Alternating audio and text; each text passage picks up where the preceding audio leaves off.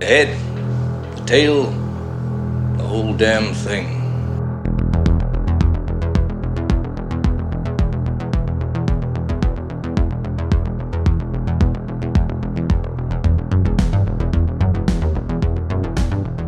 Welcome once again to The Head, the Tail, the Whole Damn Thing, with industry professionals Mike D. McCarthy and James Knight.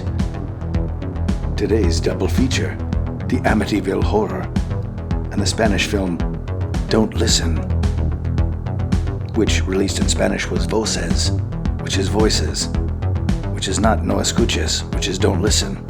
They just change it. They don't care. I don't know what it was called in Japan. But you can bet your bottom dollar it wasn't called Kika naede kudasai, which is Don't Listen in Japanese. Take it away, fellas. I gotta get myself a new mug. I feel like an asshole drinking out of a mug that has my name on it.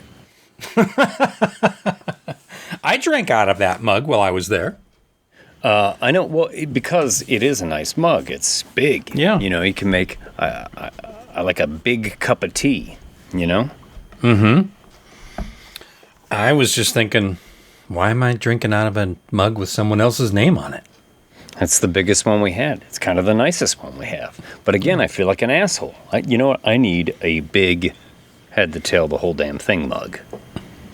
Yeah, you're right. Do we have We should requisition that. Do we have oversized mugs on the store? I don't know. I don't know. I know we have big looking, good looking coffee cups. We gave some away at the Friday the 13th show. We did. Yeah. We did. Gave away some t-shirts too. That was a fun event for those of you, most of you, who were not there. There's only a few of you that were able to make it, but thanks for coming out. It was great. It was good to see some old friends. It was great. And some new friends. And some new friends. Yeah.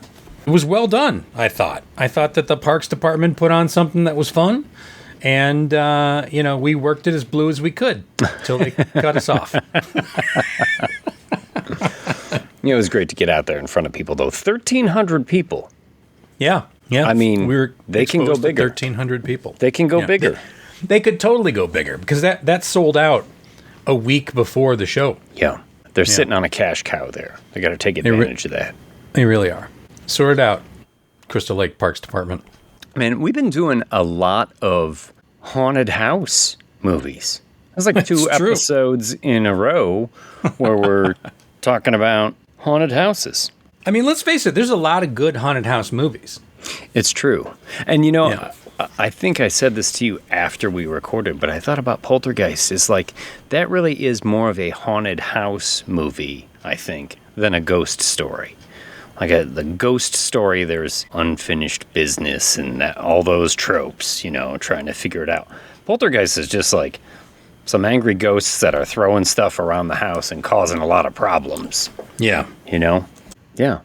Haunted houses and family dramas, which we got more on the docket today. 2 mints in one. Because we've got the Amityville Horror and... What are we going to call it? Are we calling it Voces or Don't Listen? You can find it on Netflix under the name Don't Listen. Yeah. But its Spanish title is Voices. And we should, before we start, clarify that we broke our own rules on this one. We did. We were pressured by the patrons. Theo has been bugging us for years now. It feels like years. Yeah. It's really only a couple of months. Yeah. But he was like, you got to do Don't Listen and pair it with this or pair it with that. Don't listen. I'll only say this one more time. You got to do Don't Listen. And then we stepped on his toes. And then he said it like 3 more because we took one of the movies he wanted to pair it with and picked that instead with something else. And he was like, I can't believe that you didn't do Don't Listen. And we're like, oh, shit. We're going to lose Theo. Because, he's like, oh, I'm only going to say this one more time. And then he would say it twice.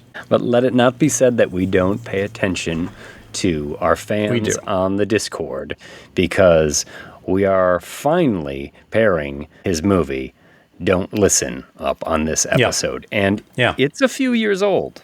Like, normally we try something from the current year or the previous year for our new feature, and Don't Listen came out... 2020. 2020. Yeah, so it is about 4 or 5 years old. So we broke our rule for Theo, but that's okay. Yeah. He wanted us to do this movie. At one point, he's like, I just want other people to see it. So I'm like, okay. I watched it. And then I texted you and said, we should do this movie with something. And then it took us such a long time to figure out what we were going to do it with. It was like, do we pair it with The Church? Do we pair it with The Keep? Do we pair it with some other film that starts with The? Yeah. And we did, because we paired it with The Amityville Horror. Amityville Horror. Yeah. But for those of you whom this might be their first episode, know that we are pairing a classic with a new feature, and then when we get into it, we will do a spoiler-free review of the new movie before we jump into the lobby and come back and spoil everything about it. So, shall we get started? Yeah, absolutely. I'm hoping you did a write-up for the Amityville Horror. That would be our first film. I did.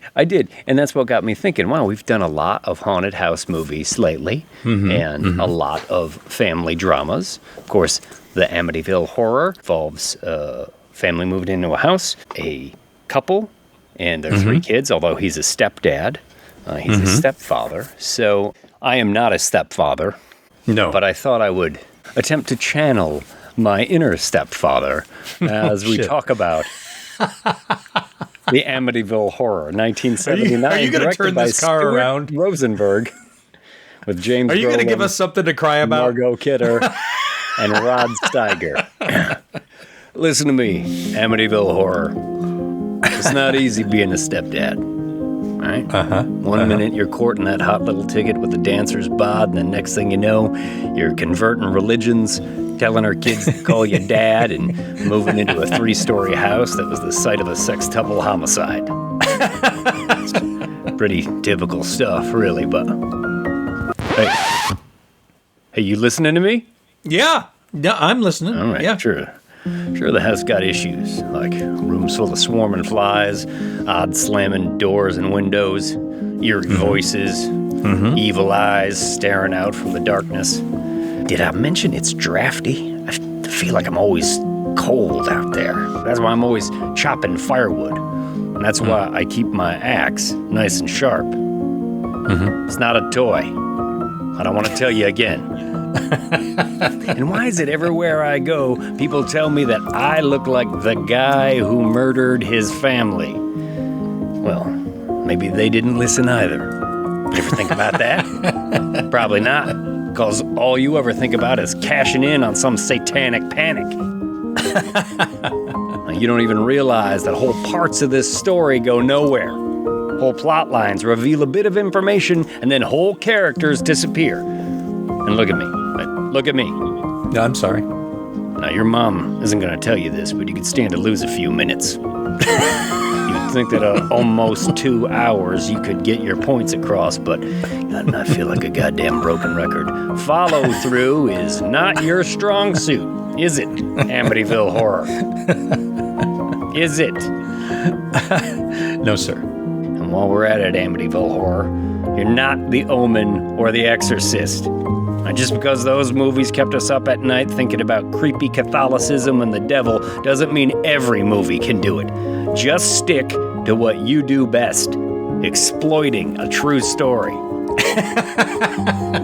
it's time to put this to bed. So say goodnight to your imaginary friend. And I better not hear them locking the door behind me. You know how I feel about locked doors in my house. That's right. All right. I'll be back to tuck you in at 3:15 in the morning. Murder time. Well, on your face or on your side, my house, my rules. Hey, who's the stepfather here, huh? You want to respect this authority. You want to live under this roof. What did you think of Amityville Horror? Answer me. Okay. Now listen, this movie was iconic for young Mike McCarty. Oh, really? It was. Was you at the right age? You're like 11 when this comes out? Yes, I was. I was 11 when this came out. I got a copy of the book. I was all tied into the whole idea that it's a true story. It's based on a true story. This was a different time when based on a true story meant a little bit more than it does now. I think the wool's been pulled over people's eyes enough times to know that based on a true story is pretty loose. But young Mike McCarty didn't know that. So I'm checking out this book by Jay Anson, and I'm eventually getting to see the movie. And I'm just sort of completely enthralled with the idea of the most haunted house in haunting history, right?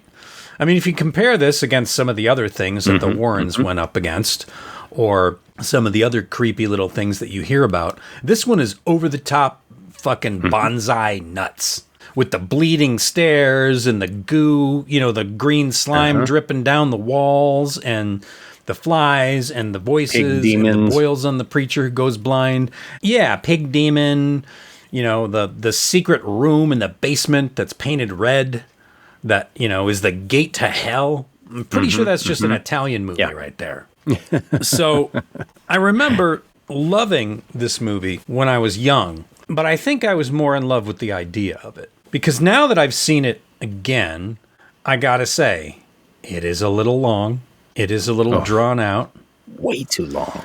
Yes. I did not find it very frightening. I did work on the remake with Ryan Reynolds, and I only saw that once, and I don't remember being so over-the-top impressed that I wanted to go back to review it a bunch of times or watch it a bunch more times. It is on my radar. It is something I do want to check out again because I know they went a little bit different as far as how this one is played out. So the Jay Anson book is based on the story the Lutzes told him. Yeah. And I believe he took some liberties. And then the movie is based on the Jay Anson book, which also took some liberties. So we're playing a game of telephone, which is more like our second film tonight. And well done. Yes. Yeah. We're playing a game of telephone with this thing, and it's getting crazier and crazier as it goes on. I would argue maybe the message is getting more and more garbled as it is going on. Sure. I hate to say, because this is an iconic film, because this came out at the beginning of Satanic Panic after The Exorcist was like a huge hit, and everyone's like, oh my God, Satan, oh my God, Satan. Yeah. And don't play D&D because, oh my God, Satan. Take that Kiss t-shirt off, young man. Absolutely. Kiss Destroyer. You do know they are knights in Satan's service, do you not, sir? That's what KISS stands for. Everybody knows that. Everybody knows that, yeah. So this movie, it has a place on an altar on a high bookshelf in my mind and in my child's eye. But in revisiting it, I'm like, oh shit, that thing's got dust all over it, and no one's looked at it in years. Yeah. You're coming to this movie with a bit of reverence for it. Because of the nostalgia element. Yeah, and I'm thinking, oh yeah, excellent. I haven't seen this movie in years. I remember loving it as a kid, loving the book, loving how creepy all this was. And I'm like, I'm going to learn a little bit more about what really happened. Now, over the years, I've discovered a little bit about what really happened in the house prior to the Lutzes moving in. And I've often thought, if I'm going to buy a house one day, I would totally buy the Amityville house. Or I would buy the Poltergeist house in Simi Valley. But I had that same conversation with my wife. I was like, nice. If you knew that had happened in the house, would you buy it? What she said was she does feel that places do hang on to bad energy at times. And I was like, well, what if it was a really great deal? She's like, yeah, I'd probably do it. Yeah. I would totally move into the Amityville house. And I'll have you know that, and it's probably not too early to say this in the review, the subsequent owners that came after the Lutzes, now the Lutzes left after 28 days. Yeah. They left in a panic. They left all their stuff. Sure. And they refused to speak about what happened to them on that final night. Yeah. Yeah, if you watch the movie, it's blood coming down the walls, and it's green slime and blood on the stairs and blood on the streets. Yeah, exactly. Doors are blowing open and blowing off their hinges. There's and black goo bubbling up. Yeah, coming out of the toilet. Yeah. So the movie really takes those liberties of what the terrifying final night was, right? But they swore they would never tell anybody what happened to them on that final night. And I don't know how many years it took for another family to move into the house, but nothing happened. Yeah. There's been another family after that, nothing happened. Yeah, like 3 or 4 families since then have lived Yeah. in the house, and there's been nothing. I think it last sold for like $1.5 million. Yeah. And still nothing happens in that house. But I would totally live there just because of what they say happened. Well, I'd buy it. I'm not worried that there's going to be any sort of evil presence in the house. And the one thing I would be most worried about is all the yahoos who want to see the Amityville horror house and are peeking through your windows at 2 a.m. Sure. That's the real horror of Yeah. it. That's the real scary shit. It's just 100%. that there's going to be somebody creeping around your backyard at some point, and it has nothing to do with Satan coming out of a well in the basement. Yeah, which happens in the third movie. It's not Satan, it's some kind of like weird demon thing. Yeah, this movie spawned so many sequels. And not just sequels, anything with an Amityville name. Because Amityville became synonymous with horror, right? Sure. So It's a brand. There's a ridiculous amount of movies in the last 25 years that are just like Amityville Vampire. Yes. Amityville Frankenstein. Like, what?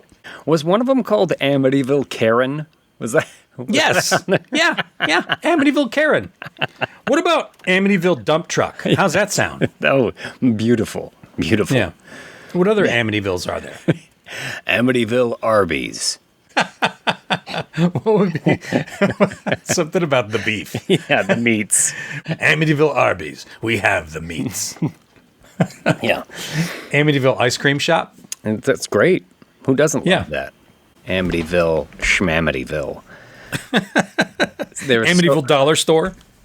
Yeah. Well, Amityville Karen is the one that I actually like. That's the most believable one to me. I don't know that I believe any of the bullshit in the Amityville horror other than the original murder that took place in the house. But Amityville Karen, certainly there's some lady in Long Island who just got out of the hair salon and wants to scream at the manager of the Burger King. Absolutely. What about, for our Jewish friends, Amityville Horror? Oh. And It's a dance of death. And for our non-Jewish friends, Hamityville.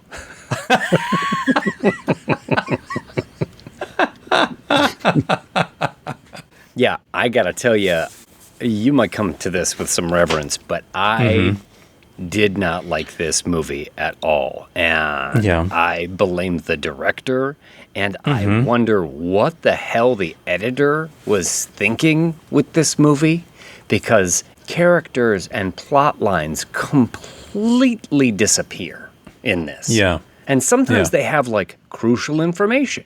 And you're like, why did this not get any sort of resolution? And it's 2 hours long. And there's so many scenes in it that like don't need to be in this movie. You mean just like stoking the fire? Oh, stoking the fire makes sense to the story, but why was there a whole scene at her brother's wedding? What did that have to do with anything? Like, oh, we can't find the money to pay the caterer. And then they go to the wedding. I'm like, why are we here? And that's just one example. I know there were like 2 or 3 other examples where I was like, why are we with this priest right now? Other than for a creepy Catholic moment with some spooky music and some screaming.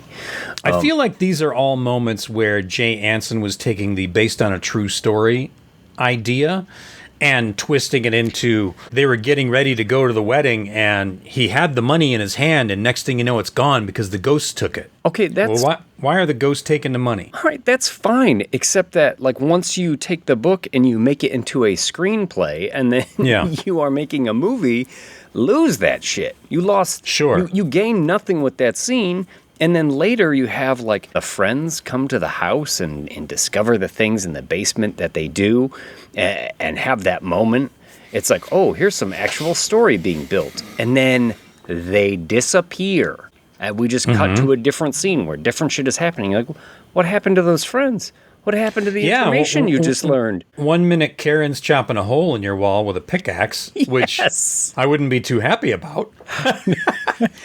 And then you're taking it from her like, no, she's onto something. Let me dig deeper here. Yeah. That's where they find the red room. Yeah. You know, years later, they were reaching out to like friends of the family of the Defoes that lived there, you know, where the murders happened. Yes. Where everyone was killed. And one of the girlfriends of the one of the sisters was like, yeah, there was a red room in the basement. We kept toys in it. I think I did see a snippet of that interview. Now, was it walled off at some point? I don't think so, because the Lutzes moved in less than a year after the murders took place. And when they moved in, they claimed that the DeFeos stuff was all still in the house, including the beds that all 6 bodies were dead on. Now, the mattresses were gone, but the bed frames were still there. I'm thinking, that's fucked up, right? Yeah, Now, if that's true. But I honestly, listening to the Lutzes, I'm not sure I believe anything that those people say. I don't know that I do either, which is sad because as a kid, I was so in tune with, oh my God, this is so cool. These people went through this. And then shortly after this movie came The Entity, right? And that's another really spooky, haunted by a ghost, sexually assaulted by a ghost. That's really fucked up, yeah. And that is a fucked up movie, but that was like flavor of the time, right? Was these really intense, creepy, over-the-top hauntings. The Entity was also based on a true story. I'm more likely to believe that one. We talked about, this being kind of the beginning of satanic panic, too. And you had a lot of books coming out, too, about people's true experiences with demonic possession or, like, being locked in their house as children and being possessed by the devil. What was that? Michelle Remembers or whatever, that book. Oh, yeah. Created such a big sensation and feeds right into people being upset about heavy metal music and Dungeons and Dragons. I think this movie really sticks in my craw because I have a personal connection with some of that stuff in the 1980s, and I really see this movie as just exploiting it. I know that they are a really religious family, but... The Lutzes or the DeFeos? The Lutzes. The Lutzes. But for some reason, the religious element of this movie just feels so hollow. It feels so tacked on. It just feels It like... is kind of tacked. Listen, Frank. Yeah. Everybody's scared of the devil. Let's get some creepy Catholic statues up there that crumble, and let's have that actor. Let's have Rod Steiger just screaming at them until they fall apart. Boy, he is just chewing up the scenes, isn't he?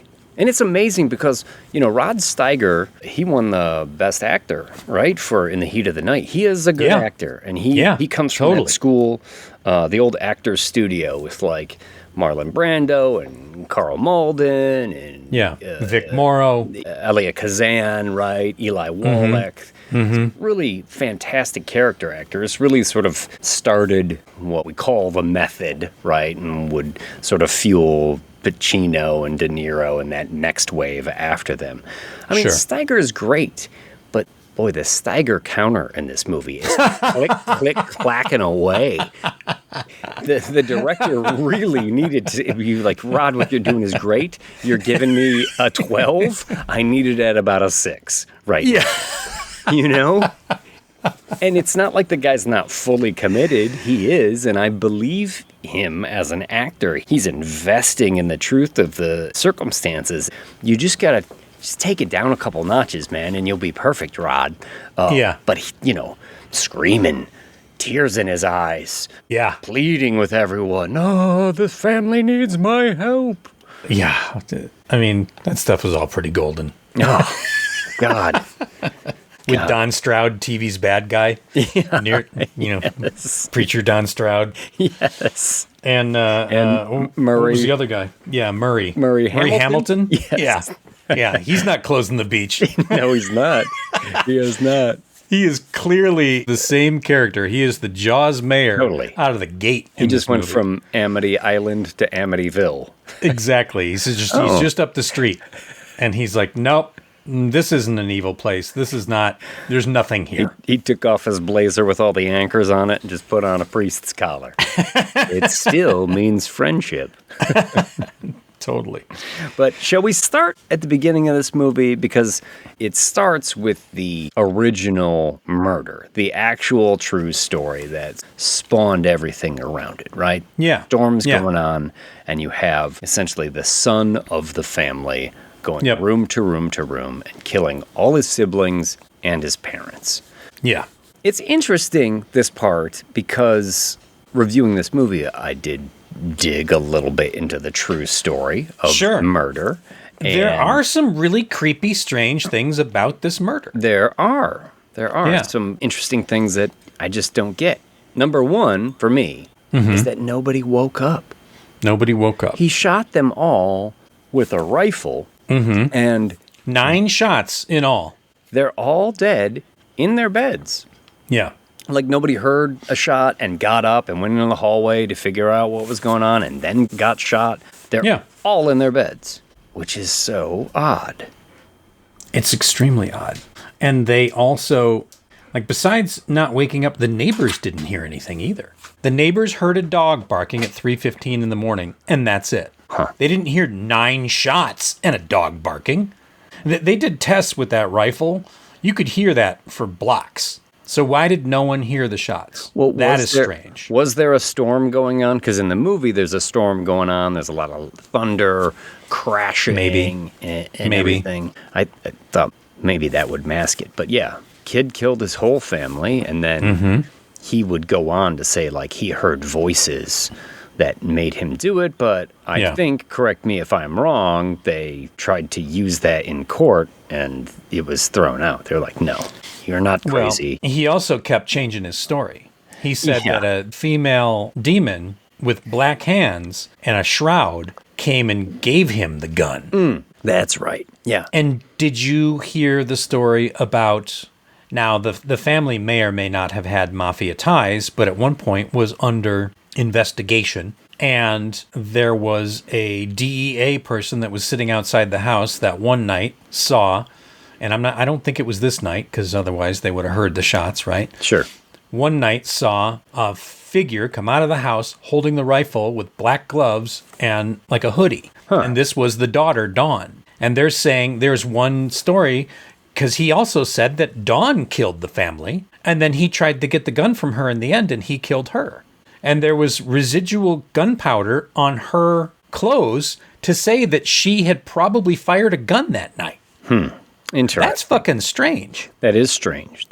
Yeah. No, he was also like totally whacked out on drugs, right? This kid, Absolutely. This kid had a big substance abuse problem. He was a rich kid. I mean, it was a very well-to-do family whose father, I guess, was a pretty stern guy, but was just giving him lots of money. I mean, they're just, I don't know if you wanted to call it an allowance, because I think, how old was he when he murdered everyone?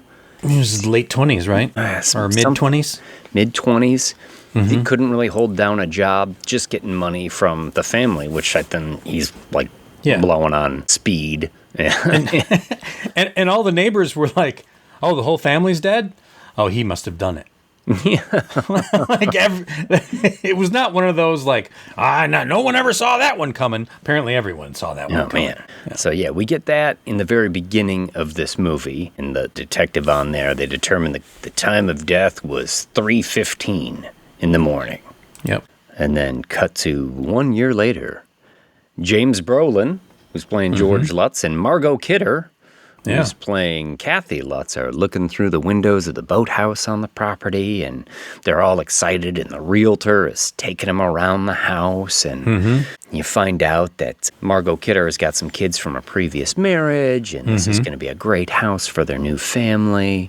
Are they okay with the fact that these murders happened? And I think they're like, $80,000 is a lot of money for like a 3-story, 6-bedroom house with a boathouse and a garden shack. I'm thinking, fuck, I would buy that in a second, son. And he says something like, houses don't have memories.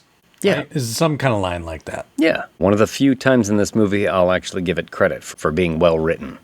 Because we're going to get into some stuff, and I just so many times just kind of threw my hands up in the air like, the fuck am I watching right now?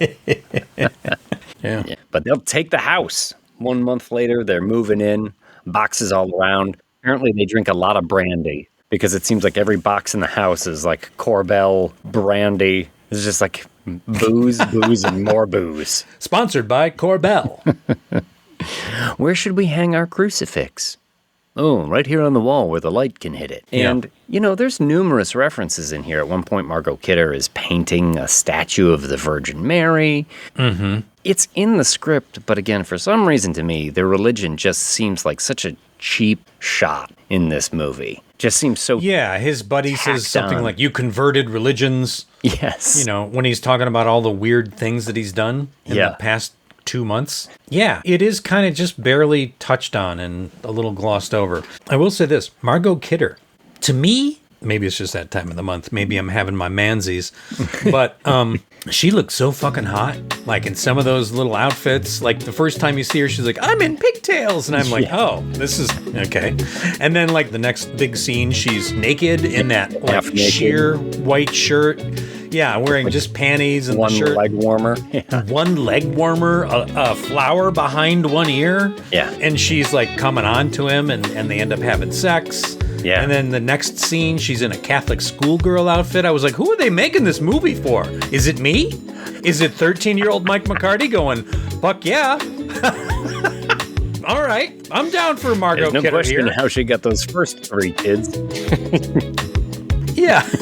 Exactly. Yeah. She is just so cute and so adorable in every little outfit they've got her in. And then, anyway, go on. Yeah. She wants to take a little Brolin the Hay there.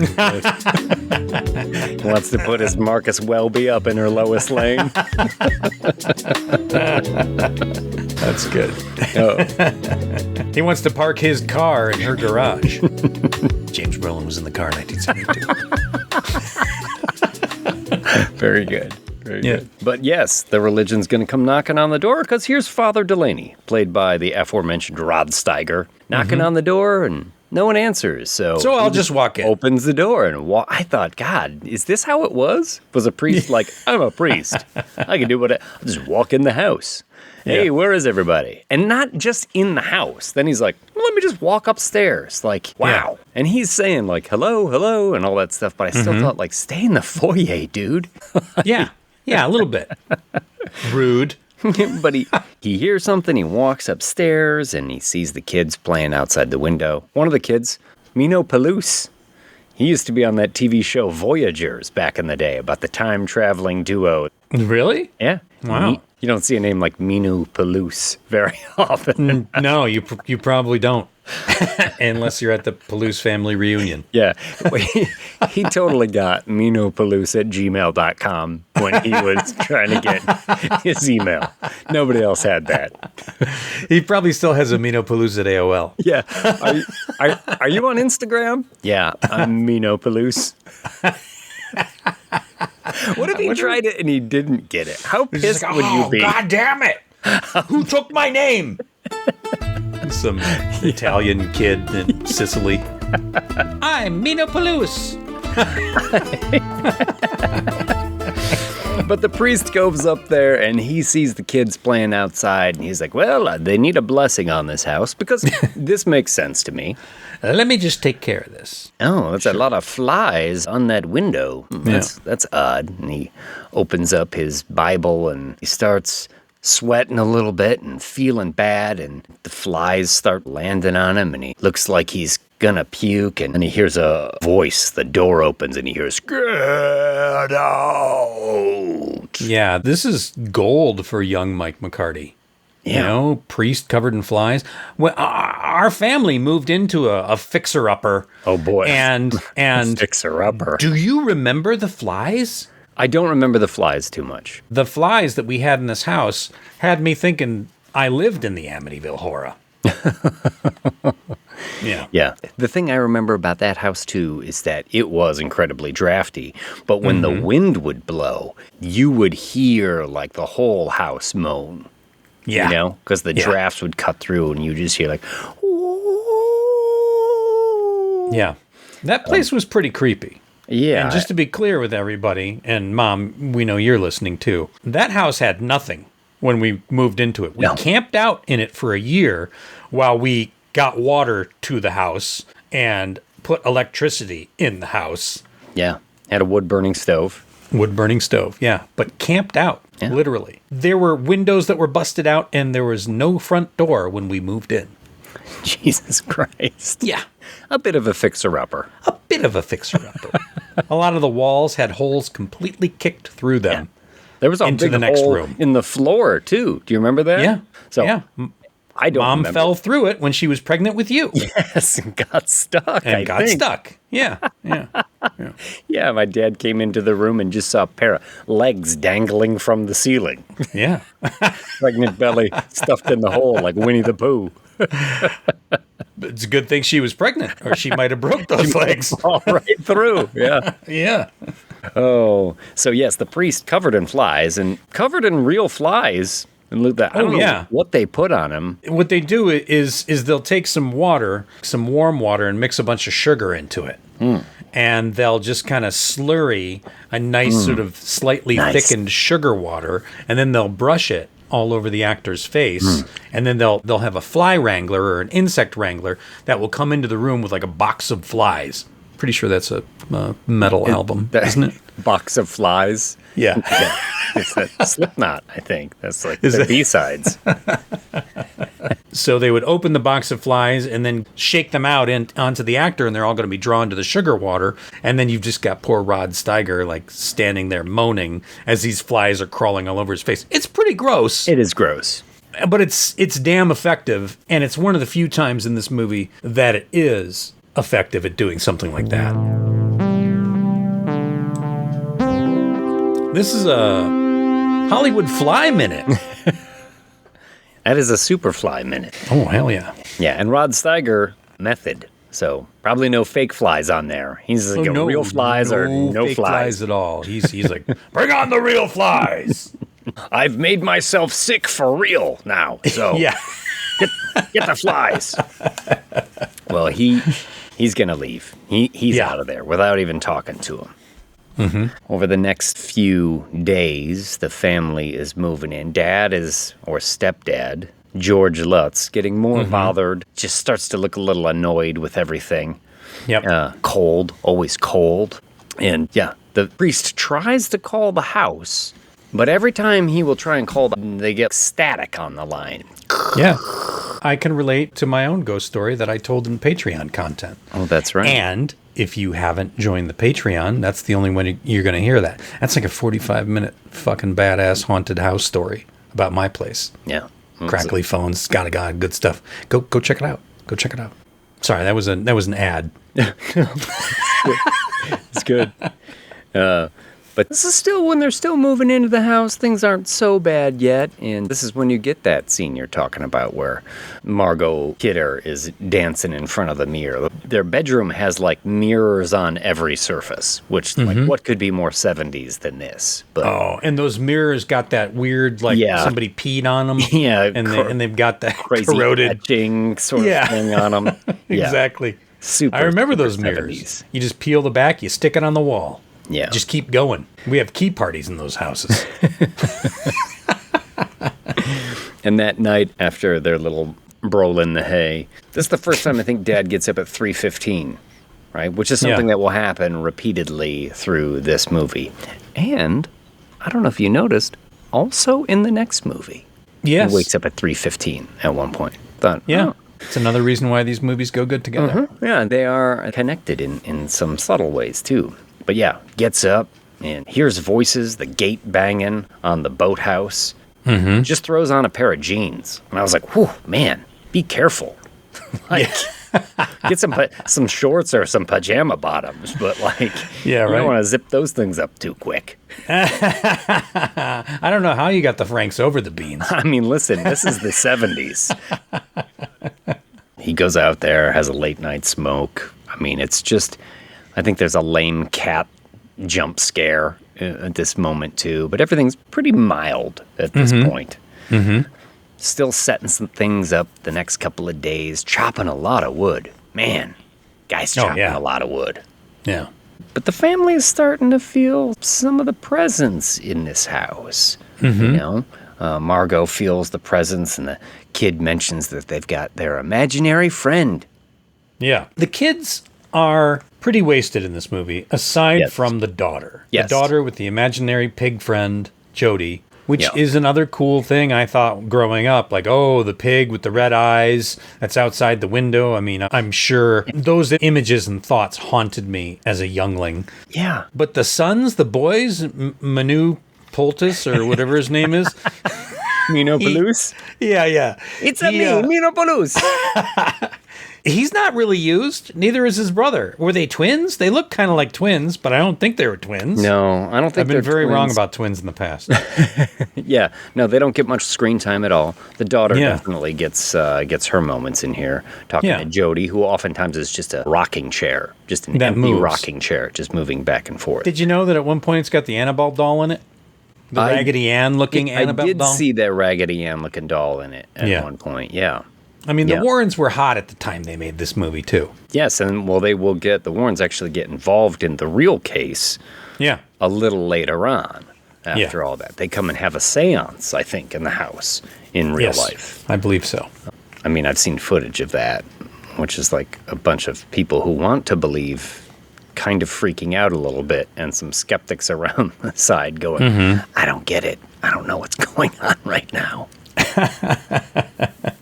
But Anyway. it's also at this time when Margot tells James Brolin, hey, my Aunt Helena is coming over. And he's like, God, really? Already? And Yeah. Aunt Helena is a nun. Yeah. She shows up. I don't understand why she's in this movie, though. Like, The nun Aunt Helena? yeah, she comes There's in. almost none of her. Yeah, she'll have none of it because Yeah. she goes in there and she's like, I've got a bad feeling and I've got to go right away. And they're like, no, stay. And she's like, I really can't. And she goes out almost as soon as she gets there, she's out of there. Gets She's in like, her car, I feel sick. I must go. I gotta go. drives off and Yeah. just opens the door to puke. Puking Yeah. nun. Yeah. She's fucking nonsense the evil. But again, this movie is 2 hours long. And I was like, why do we need this scene? Sure. It's just to show you another religious person that's overcome with horror when they step into the house. Yeah. Which, if you go back to the original story, the priest was supposed to come over and bless the house.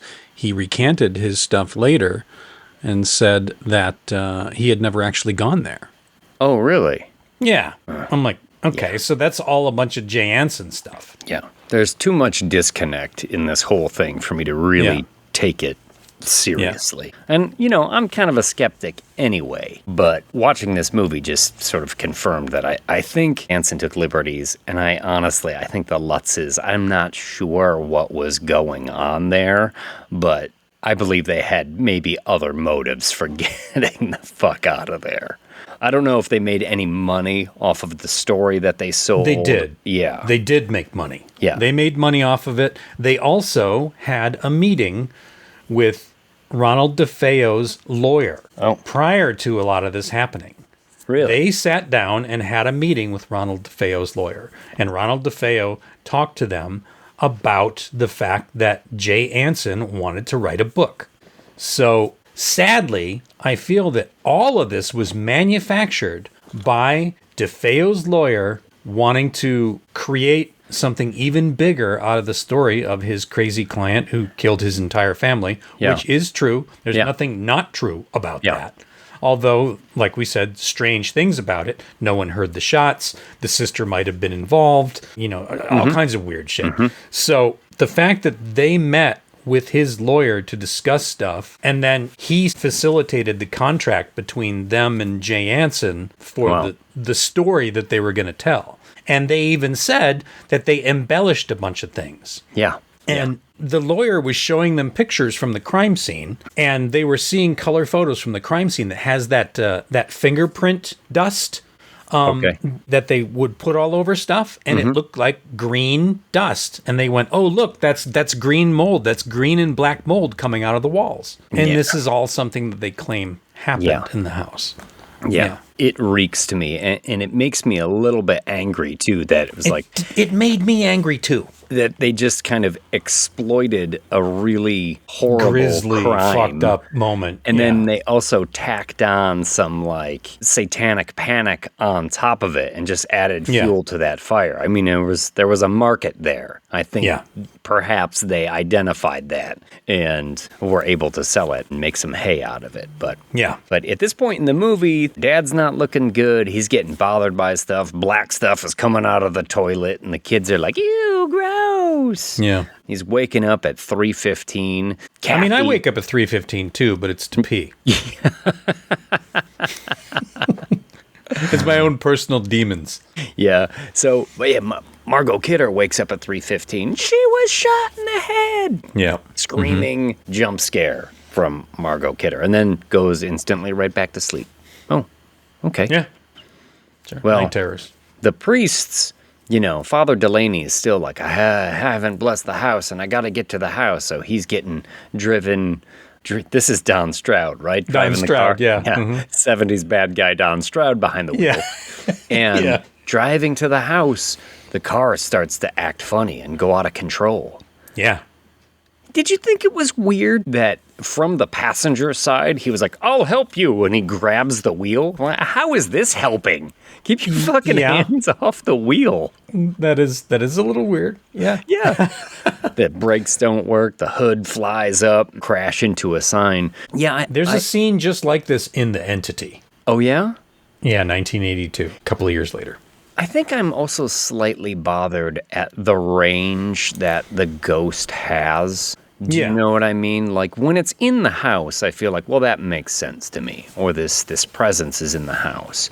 But every time, they're like on the highway or in the church later on when the creepy Catholic statue begins to crumble apart, it makes me scratch my head a bit. Like, sure. Why doesn't the presence just get him all the time if it can go anywhere it wants? Yeah. Whenever it wants. If the Lutzes leave the house after 28 days because that's all they can handle, why doesn't the presence follow them? Yeah. If the presence follows the priest. Yeah, I did hear in the true story, or the true accounts of the Lutzes, that when they moved to California after all this, that they were still plagued by spirits and hauntings and things like this. And well, they moved into Cuesta Verde. Yes. Right on the old... That's right. They moved into Cuesta Verde. This has been a Hollywood Poltergeist Minute. They had gotten plagued by like spirits, and eventually they had an exorcism from the archbishop of some place. I don't know. I was done believing their story. I watched a couple documentaries on this, and I was like, ugh, these people. Yeah. I'm not buying it. Yeah, he got mad at one point because they were going to have some people come over and debunk the house. And they flat out told him, if we don't find anything, we're going to tell it everybody we don't find anything. And then he is immediately like, no, I don't want to do it. I don't want the publicity. I'm trying to lay low. And then like made a deal later that day and had like a press conference. A press conference. Yeah.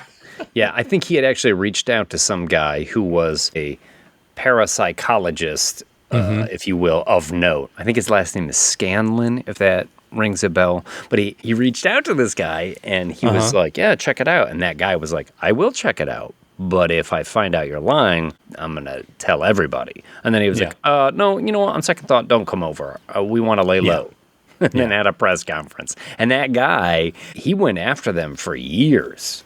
Really? Calling them frauds for doing that. Yeah. They did make some money. They didn't make as much money as Jay Anson did. He made a shitload of money. Yeah, I'll bet. But they did make some money. And they probably got a raw deal. They probably didn't get a good enough deal and were probably plagued by people like this dude and other shit for the rest of their lives. I think they still live in California, don't they? Maybe. Maybe they're listeners. Maybe, yeah. Ladies and gentlemen, George Lutz, everybody. God. Thanks for listening. Who's that on the telephone? He'd be pretty old by now, wouldn't he? Yeah. Yes, he would. Yeah. But it's about this time where we have that trip to Kathy's brother's wedding. Oh, I lost the money. How am I going to pay the caterer? This whole thing. I mean, is it just an excuse so that they can get a babysitter in the house? And that the babysitter can get locked in the room? Locked in the closet, yeah. By Jody.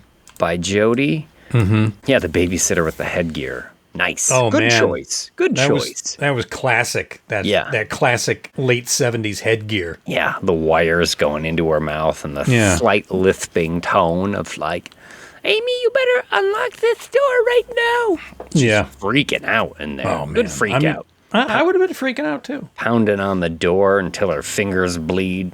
Lights go out. She screams. Ah! Finally, the parents get back. They let her out. They're like, Amy, why didn't you let her out of there? Jody told me not to. something like that. Jody wouldn't let me. Yeah. Who's Jody? All right. George snaps at he's like, these kids need some discipline. Yeah. Yeah. Classic stepdad. Some like vintage stepdad right now. Totally vintage stepdad. Going He's for the turning this belt. car right around. Yes, he is. This place has more flies than a dumpster behind a Red Lobster. Oh, my God. The flies in this movie. Oh, yeah. Holy shit. So many flies. Yeah. Yeah, we're meeting with the priests after this. And this is when Rod Steiger, it's like, wow, easy, Rod. Because he just keeps going. Louder, these people need me. Screaming at everybody else in there. And Yeah. feeling it, no doubt. Thundering in the theater and in drive-in cars all across America. I can imagine people feeling that religious rhetoric just roaring out of him. And of course, at this time, I mean, this movie was a huge success because everyone thought it was real. Yeah. Yeah. Yeah, wild. That's the biggest bummer is I know within my heart this is absolutely 100% not real. Yeah. And like I said, exploitative, Yeah. honestly. Yeah. Well, his fellow priests aren't having any of it. Oh, the car. You had a car that malfunctioned on you. Well, I'd blame Detroit before I blame Satan. You don't have the tooth. Yeah, absolutely. Yeah, that was his Jaws line right there. You don't have the tooth. Listen, he says, you need to take a vacation. So priest not getting, and we spend so much time, and I mean, again, they got Rod Steiger. He's a notable actor. He has won an Academy Award at this point. So Yeah. it's not like they're not going to use his story, but his story goes absolutely nowhere in the end of this. The end of this movie. That's because the real priest didn't have much of a story. They try to track him down. He will end up trying to contact them multiple times. Each time there's static on the phone. And then at one point, like, there's even a detective who's trying to track down the priest and find out what he can know. Yeah. There's so much time invested in it, and it just evaporates. That plot point just evaporates. There's some weird detective stuff with the detective, like, sitting outside the house. Yes. Yeah. Why? I don't know. Yeah. Again, the editing in this movie, absolutely baffling. And this is directed by Stuart Rosenberg, right? That guy directed Cool Hand Luke, which is a fucking terrific movie. It is. You know? So obviously he's got chops, but it just feels so half-assed a lot of the time in this movie. Well, he did like Brubaker the next year, and then he didn't work for a while, and then he did the Pope of Greenwich Village, which is another movie Greenwich I really Village? like. Yeah. My thumb! Charlie, they took my fucking thumb, Charlie. Oh, Eric Roberts. Yeah. Hardest working man in showbiz. He really is. You can hire him. He never stops working. No.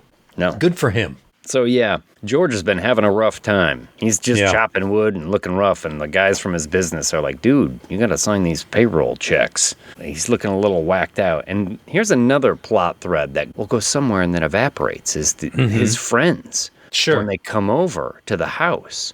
Yeah. As things continue to get weirder, at one point, his friend and his girlfriend come over. Yeah. And she's like, I won't go in that house. Well, the first time, yeah. But then after George steals a book from the library, a weird moment, he's in the library. Just check a book out, dude. It's a public library. Somebody else might want that. But no, he sticks it in his pants and puts a shirt over it. I was like, I guess he didn't want anyone to see that he was checking out this book about occult stuff. Yeah. But the girlfriend gives this little story about Ketchum. This is Jack Ketchum or something. He was a witch in Salem, and they ran him out of town, and he moved to Amityville, and you live on the spot where he did his rituals and all this stuff. And as much nonsense as we have been watching. You mean it's not true? For like an hour and 15 minutes. Well, this is the first time there's any sort of semblance of an interesting backstory that might explain anything. And it is given such hollow service in this movie. It's the only time they mention this whole thing is right now. And they just pass on. And she's like, well, let's go to the house. And that's when they go into the house. And she's like, it's in the basement. I can tell it's in the basement. It's giving off such strong vibes. Mm-hmm. And she grabs a pickaxe and starts chopping through the basement wall where they find the red room. And there's that little bit where they see the ghostly head floating in there. Yeah. I don't know why they had to call James Brolin's brother Isn't that to come funny? to set and put a beard on him. I mean, it's not like he's in the same scene with him. You know, it's just a ghostly image of a head floating. So maybe they wanted it to look a little different, but that was a little odd that they had to have his brother. Yeah, they wanted somebody who bore a strong resemblance. And probably James Brolin was like, oh, shit, my brother's not doing anything right now. Let me just get him on the phone and be like, come on down here. You want to be in this movie? And I was like, oh, sure, I guess so. Just glue a fake beard on him. Probably just doing a brother a favor. Yeah. in this moment. Absolutely. But it's Just weird. so you know, the Ketchum witch trial, Yeah. if you go back in history and you look it up, it's a fictional thing made up by the Amityville Horror. The whole thing is Yeah. No the John shit. Ketchum witch trial. unbelievable.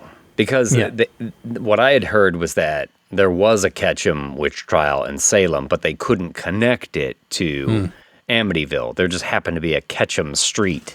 I think they expanded on the John Ketchum stuff in the 2005 remake. Honestly, I don't really remember that movie very well. And I got it. I got to check it out again because I'll just look at it as a completely fictional film. Whereas I came into this one wanting it to be real and realized that it just isn't. And maybe it's just because the screenwriters felt like they had to appease the audience for that book with all of these different details. But really, all these details don't add up to anything. It's just a bunch of random fucking things that happen in this house. But yeah, after the girlfriend screams, after they see the ghostly head, and the girlfriend is like, find the well, the passage to hell. Yeah. They disappear. We cut to the priest holding his head, trying to make a phone call, and then they're back with George and Kathy, and they're like, we have to do something. The friends are gone. Yeah. Like, all of a sudden, they drop this knowledge, and then they're gone, and they're not going to come back in this whole movie. So then George and Kathy grab the crucifix, and they're, like, moving around the house and blessing the house, and then they drop the crucifix, and Kathy goes to pick it up, and, she gets these boils on her hands and on her face. Yeah. And then they cut 17th day. And I'm like, wait, what the fuck? Like, what happened to the whole thing with the boils? We're not going to reference that again. No. It's not going to come up again. It's such a weird, just sort of dropping the ball. Yeah. I don't get it. And this is when you get Rod Steiger in church.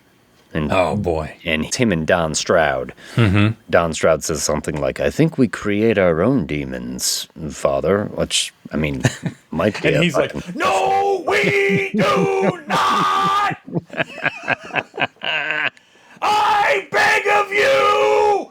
Yes. Come down upon me! Yeah. The Steiger counter. Oh, man. Just full meltdown of method acting. Amazing. It's amazing. And you're getting like the close-ups of the Catholic angel statues and the creepy Lalo Schifrin beats behind it to make That's right. I forgot Lalo Schifrin. Yeah. And got excited from it. Yes. Make you feel like all creeped out, but there's so no there. And this is when the priest will get struck blind. And eventually, his fucking story will fizzle out into nothing. When they show him later, they should have had contacts on him because he just looks like he's staring into nowhere. Yeah, and he looks like he's been blind for like years. Like all of a sudden he's like not talking to anyone anymore. Yeah. A broken man. The detective's been tracking him down. I need to find Father Delaney. Do you know where Father Delaney is? Don Stroud's like, well, he doesn't talk to people that much anymore since he's gone blind. And the detective is like, oh. And then he looks over a bridge and he sees Father Delaney sitting down by the river. Yeah. But the detective never goes to talk to him. He's been looking for him this whole time. But then he's like, oh, there he is. An old blind man. I got a turkey pot pie at home in the oven I got to get back to. Shit. 45 minutes was all I had. Beef, too, my favorite flavor. Did I poke holes in the top of that shit? Sorry, I gotta go right now. Oh no, the gravy's pouring over the outside of the tin pan. This moment brought to you by Banquet Pot Pies. Chicken, beef, and turkey. Feeding latchkey kids since 1977. This has been a Pot Pie Minute. Oh, things are not good at the Lutz house, though. George just wants to stoke that fire. Kathy's like, come on, George, would they get into a fight? Smacks her in the nose. Stop nagging. Gives her the Connery. He does. Mm-hmm. She's bleeding from the nose. I know, it's a brutal hit. Yeah. And then we have that dream sequence she has, right? Yeah. That's pretty good, actually. I do like that dream sequence. It's probably the best part of this movie. Yeah, it is. You know, she walking through the house and opens her daughter's door, and there's George with an axe over the bloody body of the kid. Yeah. No, Margot Kidder screams. And then he comes with the axe and kapow. Yeah, splits her head. Splits her head. Yeah, it's a good, quick little gag of an axe coming at a little fake head. It's a good, quick little thing. As far as the spooks go in this movie, that's the number one. That's the best moment in the whole thing. That and Father Flies. He's got more flies on him than a Times Square Elmo costume.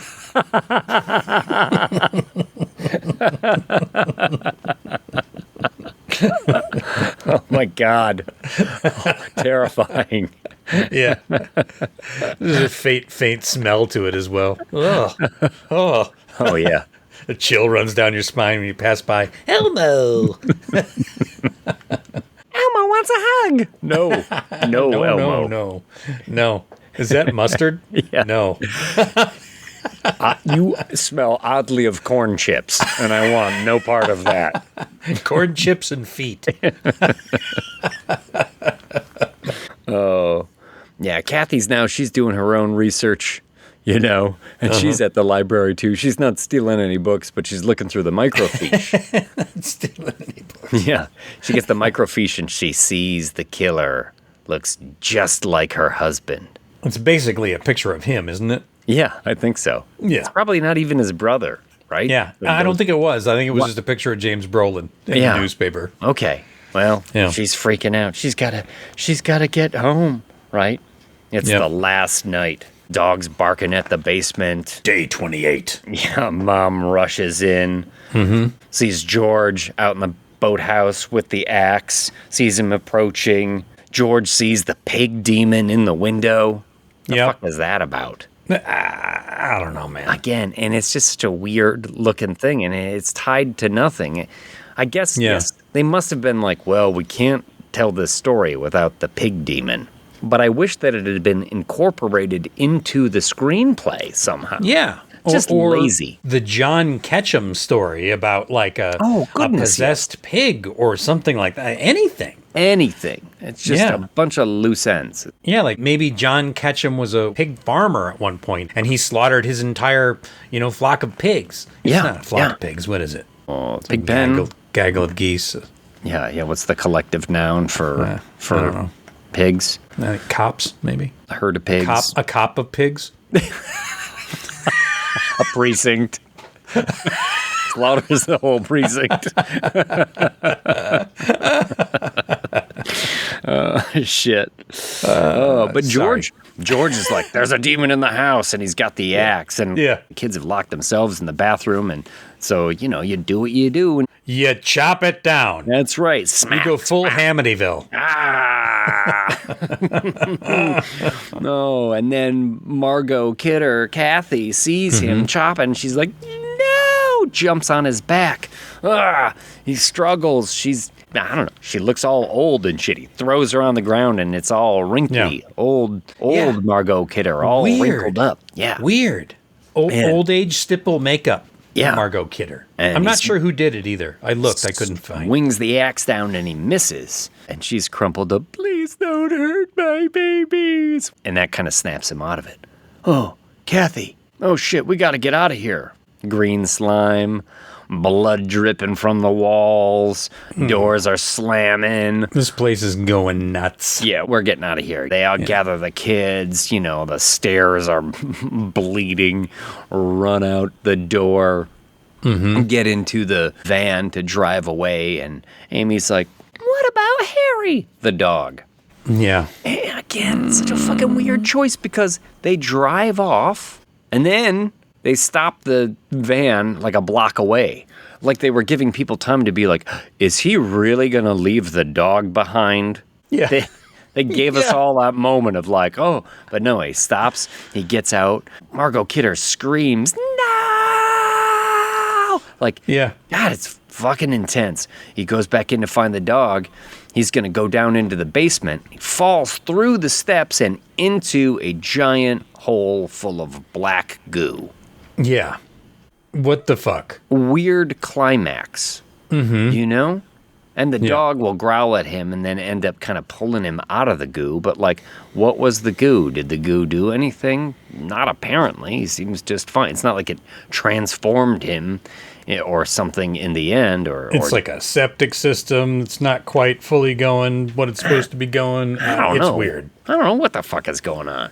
But he gets out of there, and then the door slams. He can't get out of there, but he can get out the window. So he takes the dog out the window, and the family gets in the van, and they take off, and you get a little super title or whatever at the end that George and Kathleen Lutz and their family never reclaimed their house or their personal belongings. Today, they live in another state. Roll credits. Yeah. And you know what? That's not entirely true because I did see an interview with George and Kathy where they were like, we didn't want to have anything to do with any of those possessions. But they did say there was one thing that would be okay for us to take, and that's an old cedar chest that George's grandfather made that had all our old baby pictures in it. And I was like, yeah, the one thing you fucking always want to rescue if your house is on fire. Yeah. Like, that just made him seem so much more disingenuous. Like, I'm sorry, but if I was really convinced that demons possessed everything in the house, I'd be like, sorry, baby pictures. Sorry. I'm leaving everything behind. Yeah. No, the fact that they were making exceptions. But anyway, the thing is, this movie is so goddamn long. It took us so long to talk about it. Yeah. What are we going to rate this with? Flies? Stolen library books? Stolen library books? Have we used axes? There's a lot of axe action in this. No. How many sharpened axes would you give 1979's Amityville Horror, directed by Stuart Rosenberg? I think this is poorly directed, poorly written, poorly edited. It's exploitative to a point that I find personally offensive in its need to capitalize on a grisly murder and then also add fuel to the brimming satanic panic. This will get 2 sharpened axes from me. Oh, 2 sharpened axes. I think this is worse than Halloween 3 Season of the Witch. Well, you gave that 4, didn't you? Or did you give it 3? 3. Maybe 2.5. It was Leprechaun you gave 4. Yeah, sure. Leprechaun had some laughs in it. So you would easily watch Leprechaun or Halloween 3 Season of the Witch over this movie. Yeah. Because Halloween Season of the Witch, right, that has some real questionable story turns in it. But this is an editing mess. It's a mess. I can't stand the way that these storylines fizzle out. I had heard that when they put this movie on TV, they did a heavy edit so that it would fit into a 2-hour time frame. That's quite an edit. I'll bet it's a better movie in some ways because they probably cut some of these subplots out altogether and some of these scenes out altogether. You don't need the wedding. The wedding scene in this is totally pointless. You don't need the visit from her nun aunt. Although you do get to see a nun puke. Not really. I mean, she opens the door and she hides her head. I would have liked it more if she just blew chunks over the side of the Buick there. But to be clear, you like this movie less than Yeah. Yeah. Lay it up for me. Yeah. Give it to me. All day long. You're like, I'll take it. Fuck yes. Yeah. Yeah. It's crazy to me. I mean, knowing and understanding what you said about this movie being like a cultural touchstone. Yeah. Sure. Sequel after sequel after sequel. I get it. Because it's just like, it's ringing a bell. Frank, we can make some money off another one of those. Totally. So, yeah, but it is a piece of shit. And I really do want to watch Amityville 2, The Possession, because that, I think, is going to be a much more exciting and fun film. It's also directed by a guy with a fantastic name, Damiano Damiani. Hey, Double D. It stars Tommy Lee Wallace, and it's got Burt Young in it. No, actually, Tommy Lee Wallace was a writer. Sorry. It's got Burt Young in it. Tommy Lee Wallace, didn't he write Halloween 3 Season of the Witch? Indeed, sir. Yeah. And that has been a Tommy Lee Wallace minute. What are you giving it? How many sharpened axes do you give the Amityville Horror? I came into this thinking it was going to be an easy 7, just from what I remember as a kid being so locked into the zeitgeist of true biggest haunted horror house in history. And I guess I had just sort of forgotten about the fact that, yeah, it's probably mostly made up. I think I was probably thinking, well, some things probably happened, but no, I think they met with DeFeo's lawyer. I think they came up with a plan. I think they constructed a pretty elaborate, pretty crazy story and had a writer do a book about it. And then they sold the rights to a movie, all based off of this jackass, fucking asshole, that killed his entire family. Yeah. Now, sure, there's some weird things going around with the whole killing his entire family thing. Mm-hmm. But yeah, these were some people that just made a bunch of money off of that. And instead of giving it a 7, I'm giving it a 4. And I'm giving it 4 sharpened axes out of 10, strictly for Rod Steiger talking loudly at statues. Yeah. Covered in flies. 4 is generous. This movie has more flies than a shipping container full of dead hookers. It's got more flies than a frat house after a keg party. Yeah.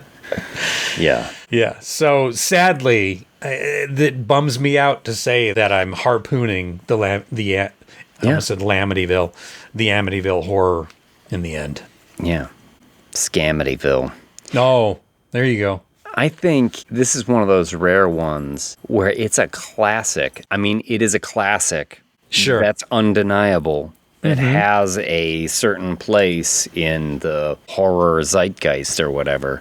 Yeah. But I'll bet the remake is better than this movie. And I saw the remake when it first came out years and years again, but it's got to be better than this. Even remake's got some pretty creepy things in it, I see. Even if it's terrible, it's got to be better than this. Yeah. Because this is just a poorly made movie. Yeah, it is. Sadly, by a guy that's a good director. So this just feels like it's like a money making scheme all around. And honestly, I mean, Hollywood, that's what they're in it for, right? They're in it for the money. And I guess if you don't say this is based on a true story, and you come up with something very fantastic like this, and you tie some of those plot things together, and you make it a little bit more creepy, and you just draw the through line and connect the dots, you could probably make a pretty good movie out of this. Out of these things.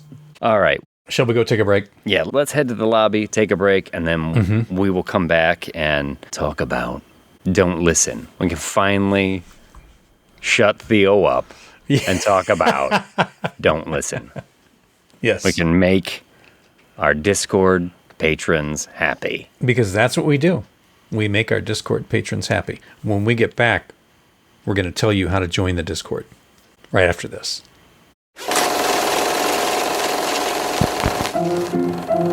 Let's all go to the lobby. Let's all go to the lobby. Let's all go to the lobby to get ourselves a treat. Especially things to eat.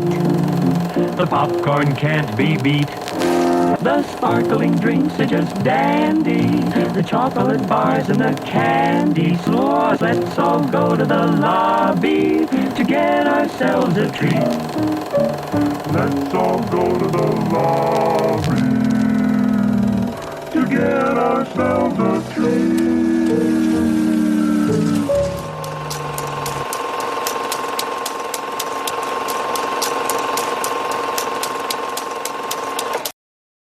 And we are back. I was just Welcome back.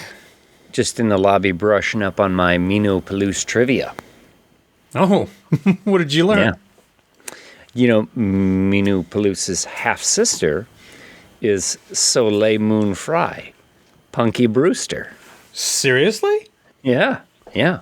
Wow. Minopalooza was also on that TV show Voyagers. And his co-star on that, John Eric Hexum, died of a self-inflicted gunshot wound with a blank cartridge. He had. I remember that. I remember when that happened. Yeah. He was goofing around and he put a gun that had blanks in it to his head and pulled the trigger and fucking killed himself. Yeah. So can you imagine dumb. being on that set, seeing that? Oh my God. It's Yeah. so ridiculous. I mean, they're still dangerous. I mean, Yeah. a blank is still dangerous, Yeah. you know? Still has a It charge reminds me in of the Zoolander gasoline fight. Right? The male models having the gasoline fight. Yes. Yeah. That's exactly what that John Eric Hexum thing was like. Hey guys, check me out. Blah, blah, blah, blah. And then just like, what the fuck? So tragic and stupid. Mm-hmm. Needless. But we're not here to talk about Minopalooza. I mean, I could. No. His Instagram is Mino_the_man. So just if anyone was looking for It is? Yeah. All right. I was looking up Minopalooza trivia Sure. on the lobby break. Well, I had to go and pee. I had no idea he was related to Punky Brewster, though. That's pretty good. This has been a Minopalooza minute. All right. Do we want to talk about the Patreon right now? We should. Yeah. We should. Tell me about the Patreon. How do we get Well- on the Patreon, Mike? One of our listeners, Theo, is on the Patreon, and he had been bugging us for a long time saying we needed to see this movie. We needed to see this movie. He was a strong advocate for this movie, Don't Listen.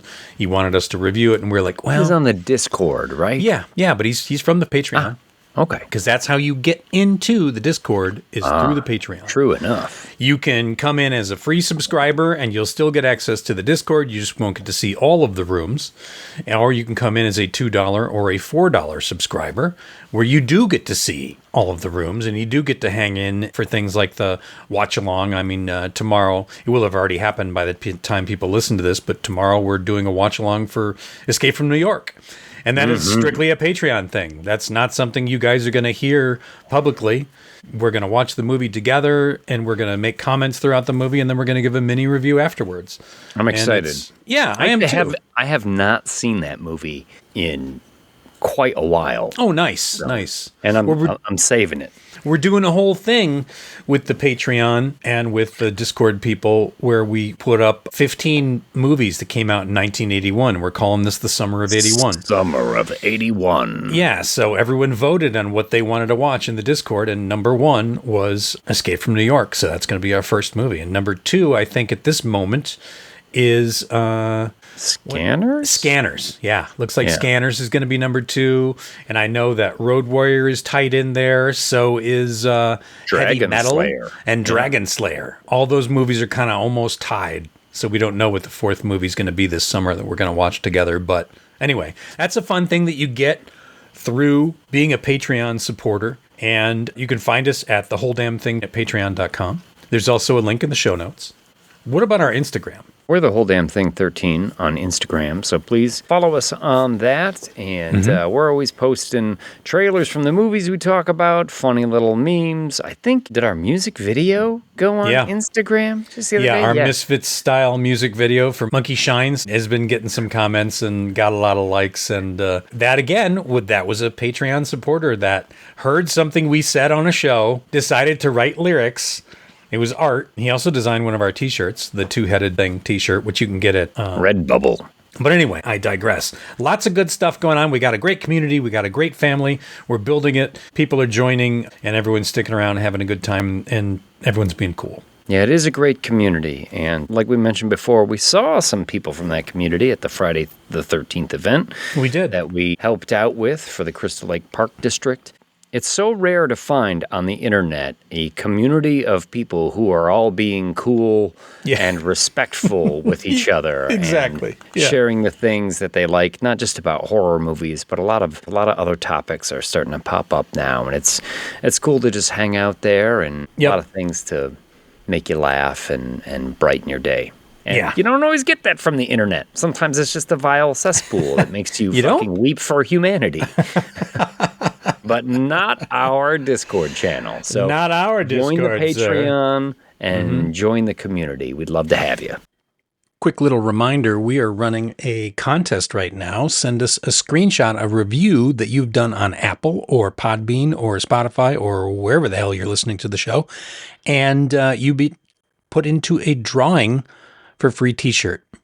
We're going to pull out a couple of people's names and give away some free swag from our Redbubble store. And so all you got to do is post a review, screenshot it, and email it to thewholedamnthing13@gmail.com. But we should probably get into our second feature of the night, courtesy of our listener, Theo. More horror en español.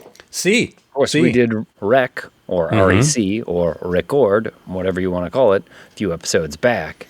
A lot of good Spanish horror movies out there. There is a lot of good Spanish. There's a lot of good French and Spanish and Korean horror out there currently. But this one, Don't Listen, is from 2020. It's on Netflix currently. And this is pure película de terror. Ooh.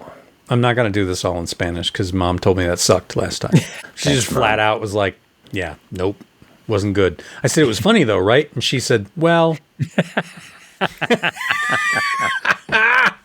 I was like, okay, I won't do that again. Thumbs down from Mom. Yeah. So, this has many surpriso de terror in it. This movie does have a lot of surpriso de terror. Chock full. But let me tell you, I'm not going to do a funny voice. I'm not going to make a bunch of jokes. I'm just going to tell you about this movie from 2020. Lay it on me. Okay. Do you like your ASMR from the other side? Well, here's an uplifting family drama where the whispers are real and crackling with staticky afterlife. Should you lean in close and accept what they say, or should you back off and not listen?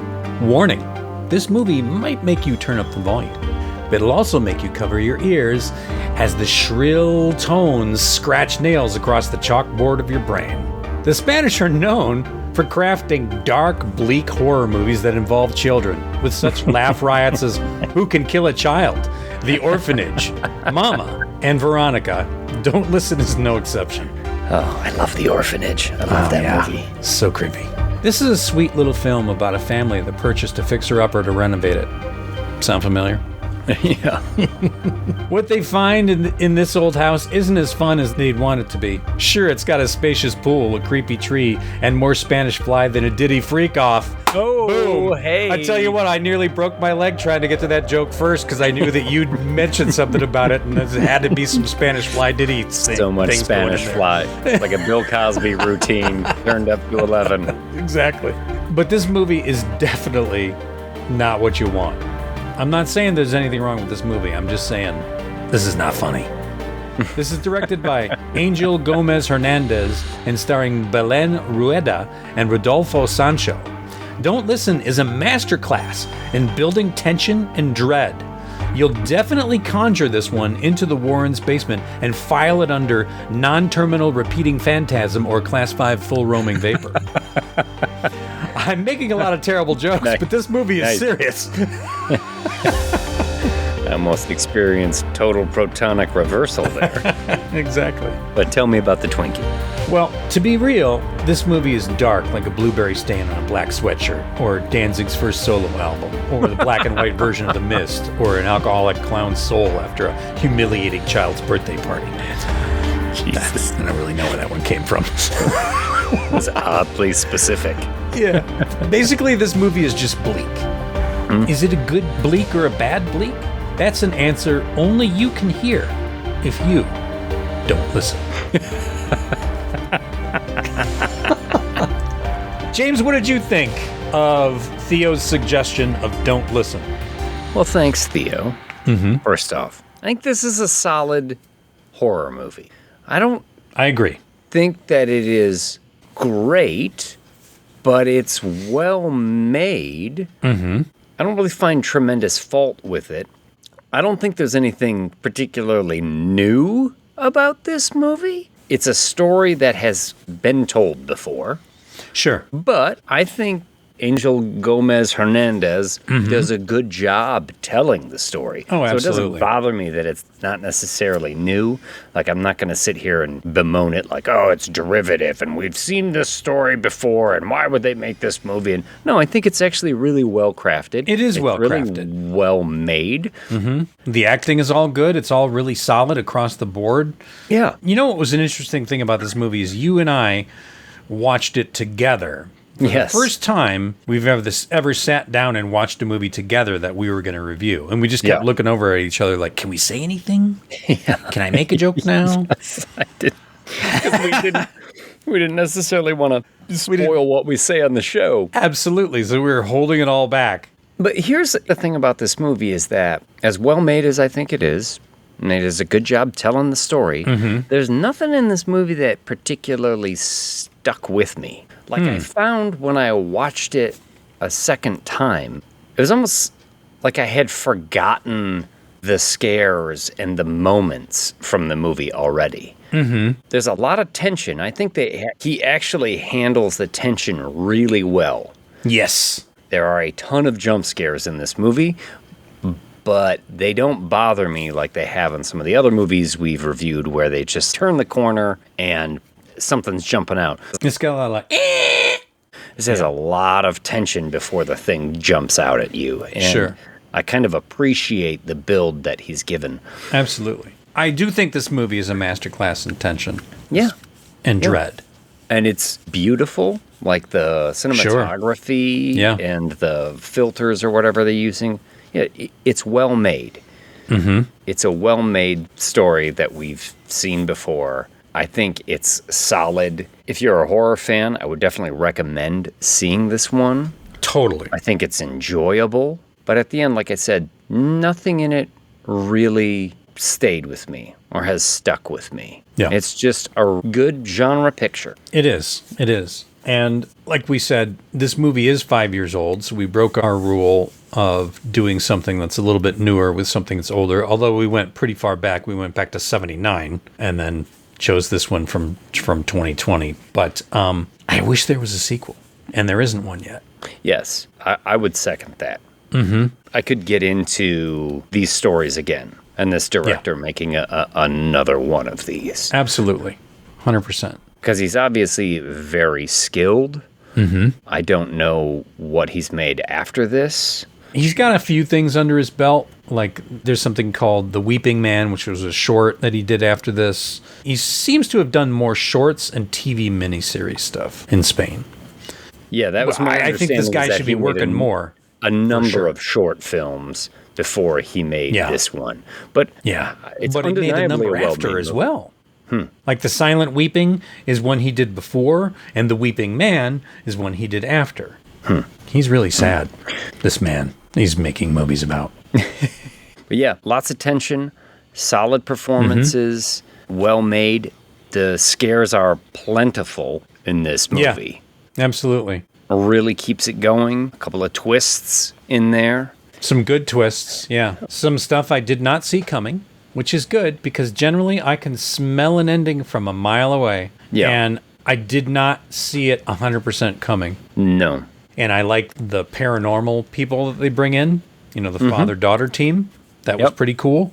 This movie has a lot of familiar tropes in it, It does. And that's what I mean, like, it doesn't feel like a very original piece. There's the kid with the creepy drawings, and there's the paranormal experts that they got to bring in. There's flies. There is a lot of flies in this one, too. There's a lot. This whole episode's got flies all over it. And one of the tropes, which I can't get into until the spoiler section, I actually have a little bit of a problem with. Oh. Just because anytime this element gets brought into a movie, it makes me question what the message is that they're trying to convey with all this. So we can get into that. Ultimately, I wonder if it's the Mel Brooks plot line. The Mel Brooks plot line. Yeah. Yeah, if you think. Okay, yeah, you just got it. Yeah. No, it is maybe tangentially. Okay. Very good. Very good. But no, it's another familiar trope, and just it makes you question sometimes who's the bad guy in this. Sure. What do you want to rate this movie with? Spanish Flies. Can we do Spanish Flies? We have not done Spanish Flies. Si, senor. We can absolutely do Spanish Flies. How many Spanish Flies do you give Don't Listen? I hear the voices, and it sounds like the zipping and thrumming of 7 Spanish flies flying around the room. Siete. I think this is a solid movie. I think it's what you want. Like you say, it's a lot of stuff that has been done in other movies too, but they don't do any of this bad, I don't think. Yeah. I think they do a good job of it all across the board. And it's good acting. And like you say, the lighting and the cinematography, all that stuff was great. And it's got a lot of good surpriso del terror. And they're all pretty good. Some of those are a little jarring and nice. And I like the end. So I'm giving it 7 Spanish Flies. How about you? What about the practical effects in this? Practical effects. There were some cool practical effects. It's not a ton of stuff. But there's an opening kill that's pretty good. There is some other practical effects that are all pretty good. Antonio Naranjo and Christina at Oxum Effects did a lot of the stuff, but it wasn't actually that easy to find. It was hard to find things about this movie, like interviews and stuff like that. I was looking around. This movie is kind of under the radar, you know? Yeah. Which I think is one of the reasons why Theo wanted to bring it to our attention. Yeah. Is because not enough people really know about it. Yeah, he wanted more people to see it. More people should know about it. Yeah. Whether he's got stock in the movie or I'm not sure. Maybe he's working on the sequel. He wants it to get a bunch of downloads because the guys at Netflix are like, I don't know, not a lot of people are talking about this movie. And Theo's like, you guys got to talk about this movie because I'm working on the sequel. I don't know. But yeah, I do think that this movie deserves to be discovered. For sure. I do too. And I'm actually going to give it 7.5 Spanish Flies. Yeah. I'm not one of those people that when like an unoriginal story idea comes through, never bothers me. Or when people say like, this movie is just like that movie. You know, it's got the same plot as fucking, you know, The Last Samurai, is Dances with Wolves, is Fern Gully, is Avatar, is, you know, you get into these things where it's like, okay, I understand. The Patriot is Braveheart 2, Redcoat Boogaloo. Listen, if they do it well, I don't give a shit. Like, the story doesn't necessarily have to be the most original thing. I love an original story, but if it's one that's tried and true and they do it well, I'm all for it. That's good storytelling, and this one is good storytelling, I think. It is. It is good storytelling. 7.5 from me. Nice. Well, we both like this picture. I would say this is more of a film than a movie. Would you agree? Well, that's a good question because it relies on its jump scares so much that it feels very much like a modern horror movie to me. I think it's well constructed and well made. It's not necessarily making me think about anything. I think it's very artfully done, but it's not like the artistic choices are so surprising or original or challenging in it. So it reminded me of the Haunting miniseries at times because I found myself the Haunting of Hill House, the Flanagan Haunting series? of Hill House. Oh, yeah.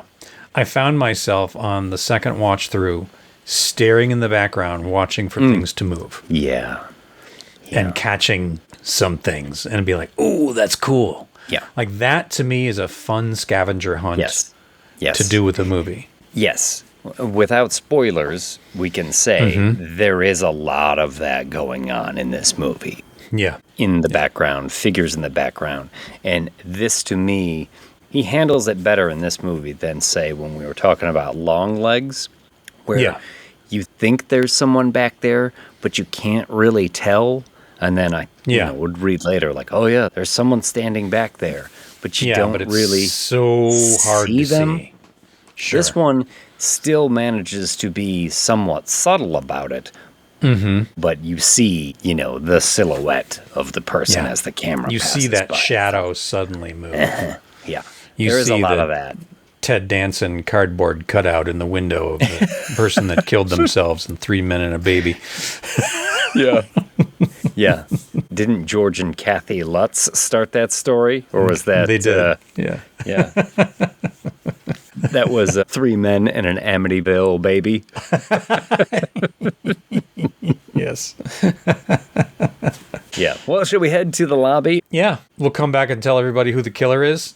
That's right. But remember, this is going to be spoilers, so don't listen. Yeah, exactly. Don't listen. Good. All right. Well done. I'll see you in a bit. Hello there. Give the demonstration of my new invention, the Goodies Machine. Special for patrons of this drive-in, the machine turns out delicious hot doggies one after the other. And thirst-quenching sodas also. Gives popcorn of the most tasty kind, plain unbuttered. Candy too, crunchy and dandy. Steaming hot coffee and ice cream too. These goodies are at a snack bar just waiting for you.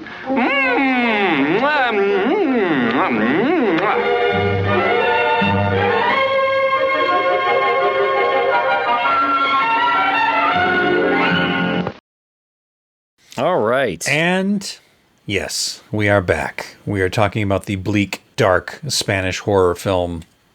Don't listen. Again, this is the spoiler portion, so if you don't want to be spoiled, don't listen. But Yeah, you should listen. If you haven't seen it, you don't listen. there it is. I think we're saying the same thing. I believe we're sorry. on the same page. I'm sorry, I wasn't listening. What was that? You asked me not to listen. I only do what I'm told. I'm sorry. Well, I think that was a good show, everyone. I'm Ron Burgundy. We open on a swimming pool. Yeah. Shot sort of spiraling down till you see it's a filthy swimming pool full of, gray Giardia. water. And yes, just waiting Yeah. for it. You see a red ball floating in there, and somebody approaches with one of those pool nets and takes the ball out of there, and the shot kind of tracks across the yard, following them to a sort of mission-style house in España, somewhere in Spain. You've got the family that has just purchased this house. They're moving in. It's a fixer-upper. Dad likes to fix things. And here they are. The young son, who's probably, about 8, 9 years old? Somewhere around there, yeah. And trope number one, Yeah, trope. talking to the trope number one. psychiatrist, Yeah. right? Psychiatrist, and he's drawing pictures, right? So right out of the gate. Well, we've seen this before. But they find out they've recently moved, and the kid's having trouble sleeping, and he's hearing voices that ask him He's to draw probably things. just upset because they've moved so many times. So that's Because the they flip psychiatrist. houses for a living. Yeah. Says it's just too much instability. CCC, claro. Yeah. You are not good parents. I am going to drive away now. And the kid hears a voice talking to him on the walkie-talkie. This is something we're going to see in this movie all the time. There's like speakers, phones, walkie-talkies everywhere in this house. Just Little toys with batteries in them. waiting to pick up electronic voice phenomenon. Something we'll get into Known as here. EVP. Those of you at EVP. home. Ask your doctor if you have EVP. So the kid's drawing as the psychiatrist drives away. Oh, her radio buzzes in the car. And a little fly in the car. Yep. This is our first Spanish fly. It is. And it just goes right into her ear hole. It's disturbing. Which is gross. No me gusta. Did not like it at all. Like, that thing crawls in there. Yeah. Of course, she sticks her finger in her ear. Exactly. Like, then the car's going out of control. She can't control it, just like the priest in Amityville Horror, who also had flies. Yeah, again, something that connects these two movies. Lots of fucking flies.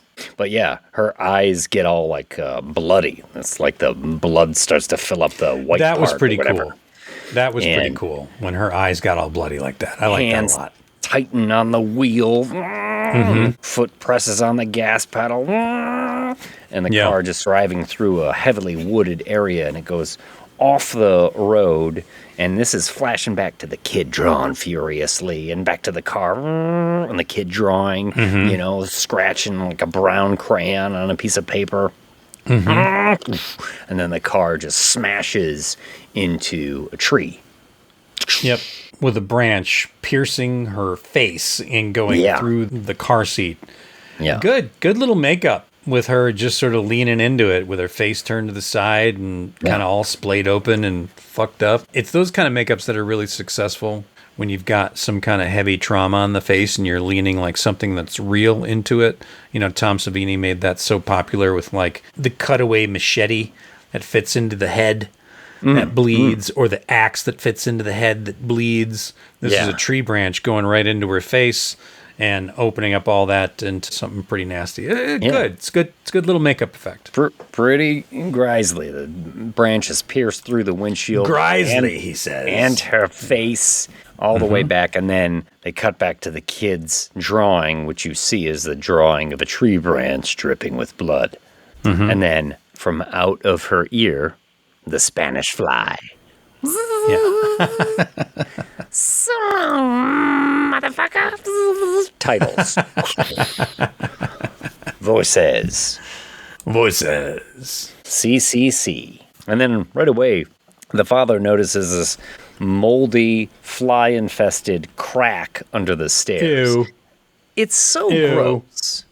It's like literally like a flygina. It's like this big slit really under there. And oh my God, a flygina. The flies I've never heard a more disturbing thing in my life. Well, it is. It's like a gross crack filled with You're right. buzzing flies. Yeah. And instantly, like if you were fixing that house up, I mean, I know you got a lot of work to do, but that might be like number one on the to-do list, don't you think? Like, take care of flygina. That's before like buy fresh paint from Ace Hardware.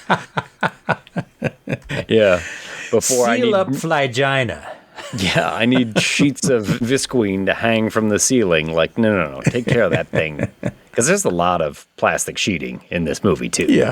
Yeah. It's like they had an estate sale at Dexter's. It's just like fucking plastic sheeting everywhere. There seem to be random visqueen hanging in rooms. It's just so you can get some creepy imagery of something standing behind it. Yeah. Which I'm all for. I got no problem with that.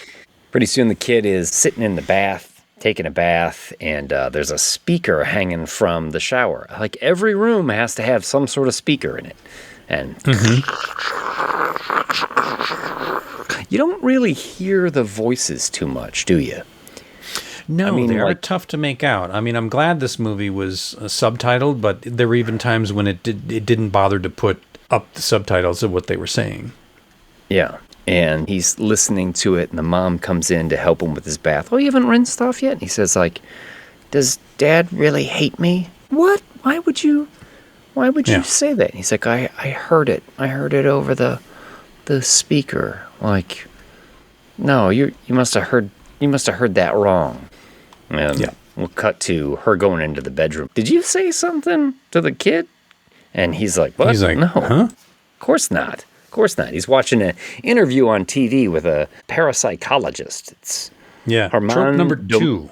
Domingo, yes. We will see this guy later in the movie, but this is the first time you hear about electronic voice phenomenon, EVP. Yeah. But that's just sort of like in the background. You see him talking there, and he says something like, how often have you encountered this? Like, only a few times, you know, and it's these spiritual sounds from beyond that come through speakers or phones or electronic devices. Oh, okay. Anyway, Dad, you need to spend more time with your kid. That's what Mom's just trying to get through to him. Exactly. That night, the gate banging wakes up Dad. Just like in the Amityville Horror. Absolutely. Yeah. Another reason why these paired well together. Even though we didn't really like Amityville. And this is the first time as the dad's like going downstairs to take care of the gate. The boy is upstairs and he hears a voice on the walkie-talkie crackling. This is the first time you see, I think the first time you see a figure in the background. As the dad's moving past, there's just a silhouette back there. It looks like someone with long hair, thin with long hair. You don't really make out any features or anything. And pretty cool. The dad hears the boy talking on the walkie-talkie. Like, oh, who's the kid talking to? Mm-hmm. Cut to the boy upstairs, and he's got one of these like old, do kids even play with toys like this anymore? It's like a giant robot that makes a lot of noise suddenly. Yeah. I feel like kids only play with toys. with crazy fucking noise. Yes. Kids only play with toys like this in the movies now when they need something to do like a sudden auditory jump scare. Yeah. It's a robot that sort of spins around and flashes and makes a lot of like pew pew pew noises. Pew, pew, this pew, is pew. a toy right out of Poltergeist. This is a toy that's floating around the room making all kinds of noise. Yeah. Yeah. And I think you get one of your first real jump scares in here too, where the kid notices some feet underneath the visqueen, because the kid's bedroom has this plastic sheeting hanging all around. And I would not sleep in a bedroom with plastic sheeting. I mean, it's weird. But I mean, the kid's fucked up. He's talking to a psychiatrist, and the psychiatrist was like, what you really need is not to sleep in a room with plastic sheeting, because that's very creepy. Yes. No wonder you're drawing creepy stuff. I mean, I know you called an expert to come in and give you their opinion, but really, perhaps you need a designer in here first. I think anybody could tell you that the problem is you've got your kid staying in a place that looks ripe for murder. Exactly. Yeah. Dexter's Den is not where you want your 8-year-old to hang out. Yeah. Well, the next morning, the dad notices that fly crack again. And I'm just like, hey, spackle that hole, my brother. Spackle that hole. Oh, yeah. Yeah. For an extra $10, I'll let you spackle that hole. Yeah. That's my number one Pornhub search. Spackle that hole. Paste up that flygina. Yeah. Oh, we are sorry.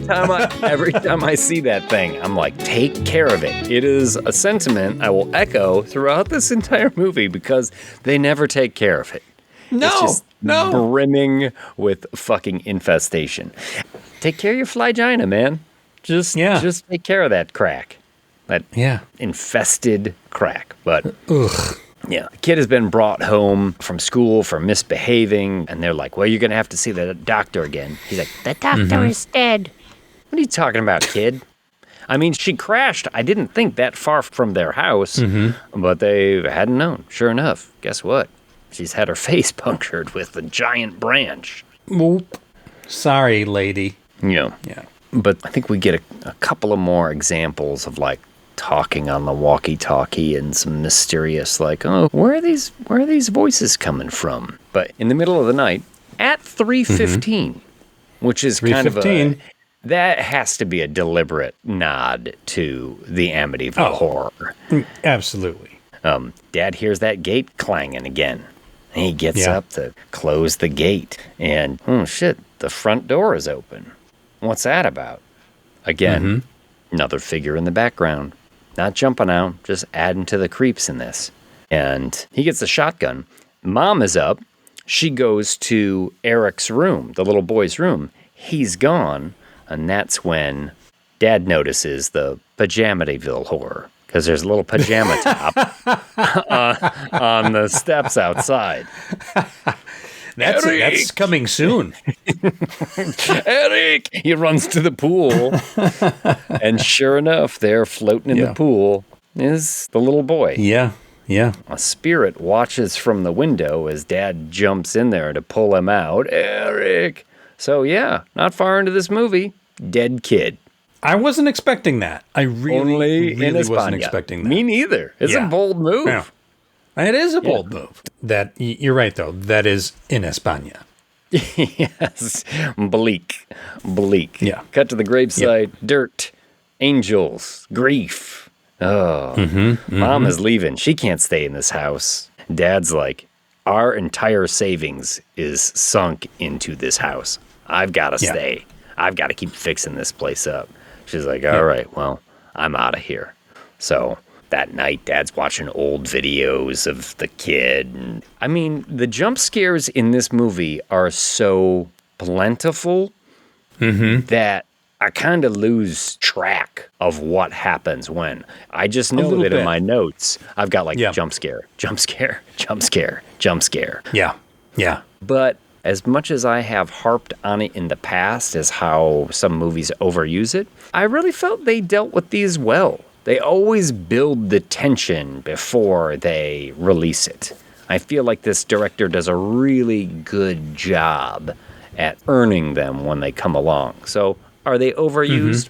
Maybe. But I think they're artfully used, and I give them a lot of credit on that. Yeah. Walkie-talkie starts speaking. All sorts of things are going haywire, and the husband calls his wife, leaves a voicemail for her. He's been watching videos of the family, and he's sad about it. Well, in the AM, his wife is like, yeah, that message you left me, that was all scratchy, and I couldn't understand a word you were saying. So he takes the voicemail, and he, like, puts it into a computer to listen to what was said, right? Yeah. I love this. I thought this was great. Me too. Yeah. And as he's replaying it, this is when he hears the voice of his son calling out for help.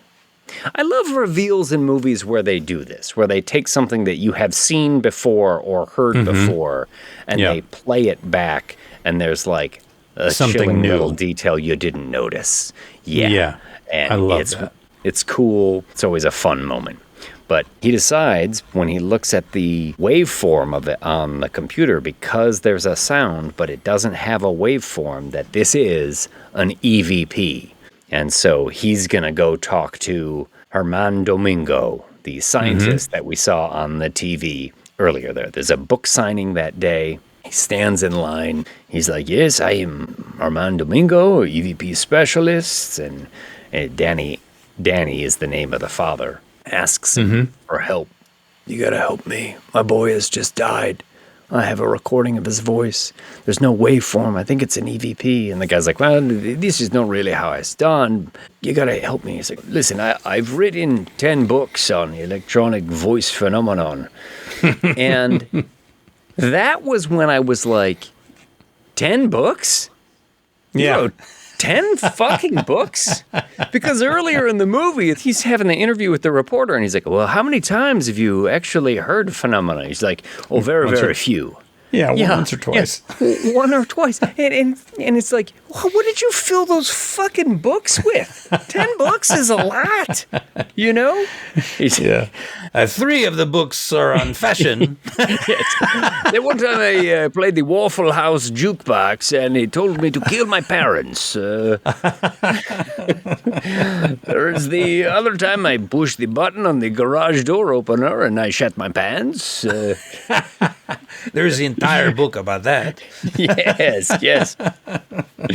One time I pushed the popcorn button on the microwave, and I woke up with a belt around my neck and my pants around my ankles. And the Pornhub search that said, smackle that hole. Something about a flagina. Yeah. Fuck. This guy was giving me Professor Brian Oblivion vibes a little bit. A little bit. Yeah, 10 books, man. There's not even 10 Dune books. This fucking guy, like, he's fallen just short of like Patrick O'Brien, like Master and Commander. I think there's like 10 fucking books. Yeah, EVP ridiculous. and you. Yeah. Danny's like, I need you to listen to it, please. Finally convinces the guy to listen to it, right? And so he agrees to help him. So the doc and his daughter are on their way to the house. She's going to be his assistant, and they arrive and come in the front lobby, and no, the flygina is still there. Oh, God. Like, this guy still hasn't taken care of it. And our doctor realizes, like, there's walkie-talkies all over the place, and they're all being recorded. There's, like, electronic recordings all over. Because he's like, yes, I heard my son's voice. My son said he talked to voices on that, so I'm just trying to record it. So he takes a walk with the doc, and the doc warns him, your son might be in a horrible place. You should know, I can't tell you that your son is in heaven. What I can tell you is that every time I turn on a hairdryer, I get a huge erection. But I can't tell you where your boy is. You have to be prepared. Danny's like, I'll do anything. I'll do anything. It's all right. Yeah, the doctor really likes his electronic devices, but Yes, he does. this is where he drowned, right? He shows him the pool. Yeah.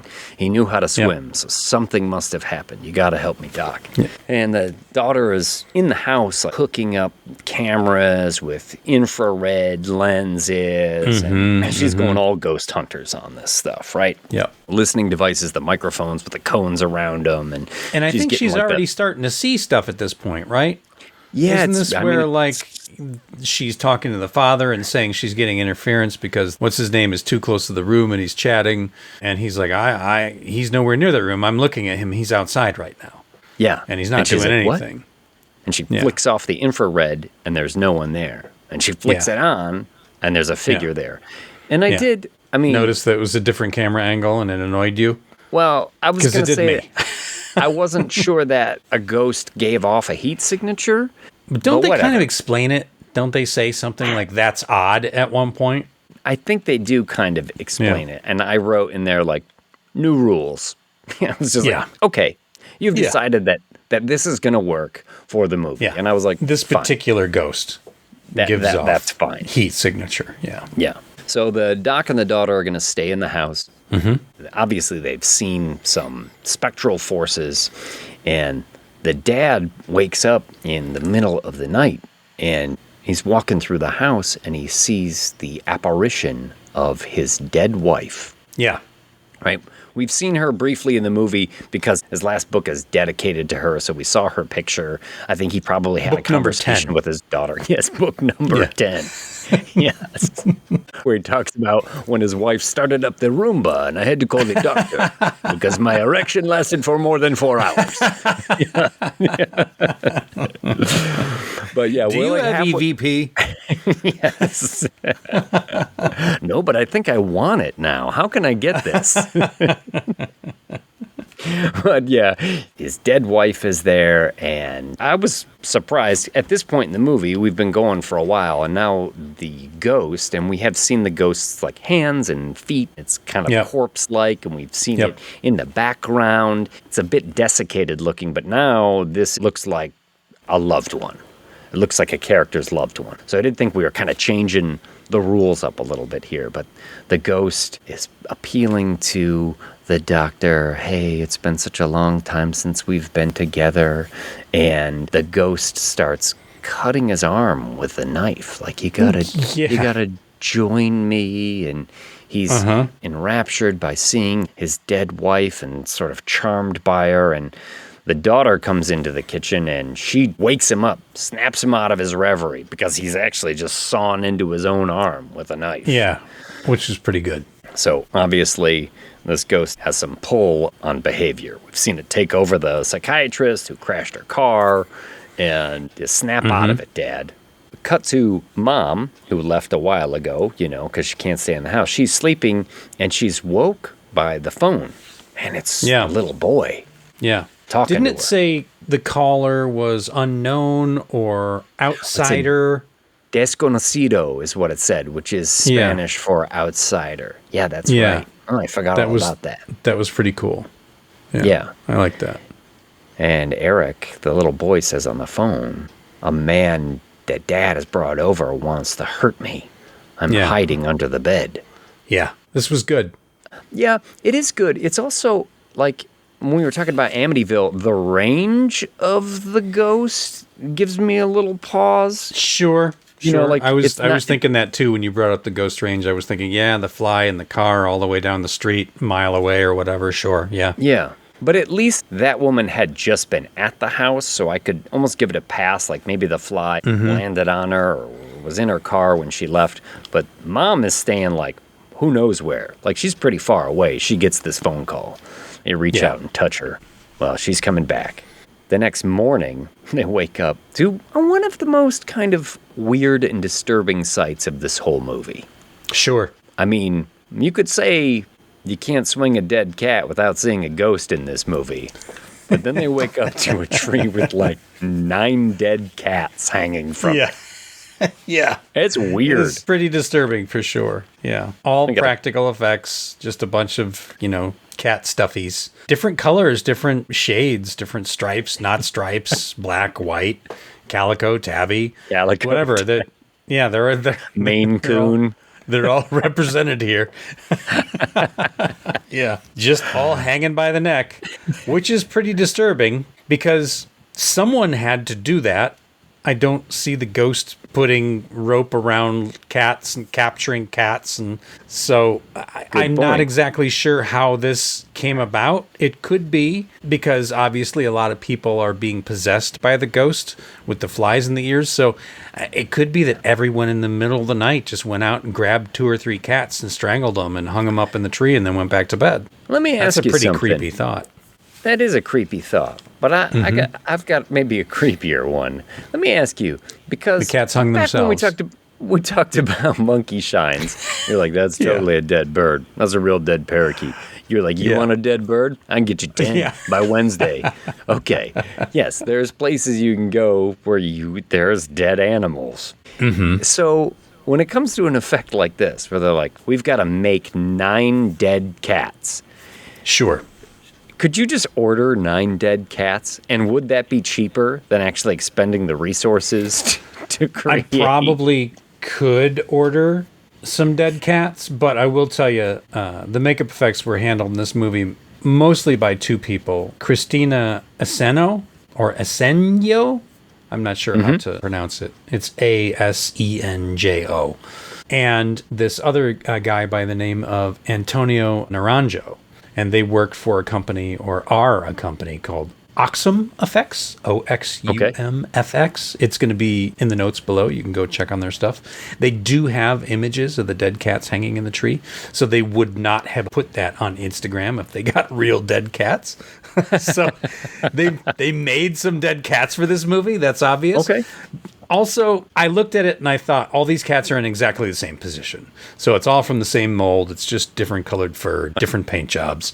The cats do all look the same. So I did think that. I was like, oh, a bunch of dead cats. I wonder if those... Nope, they're all the same. But how many different positions does a dead cat get into when it's hanging from a tree for a few hours? Don't they all just kind of settle into the same dead cat position? Technically, there is a dead cat position. I don't know if you know this. It's scientific fact. That I'm learning it right now.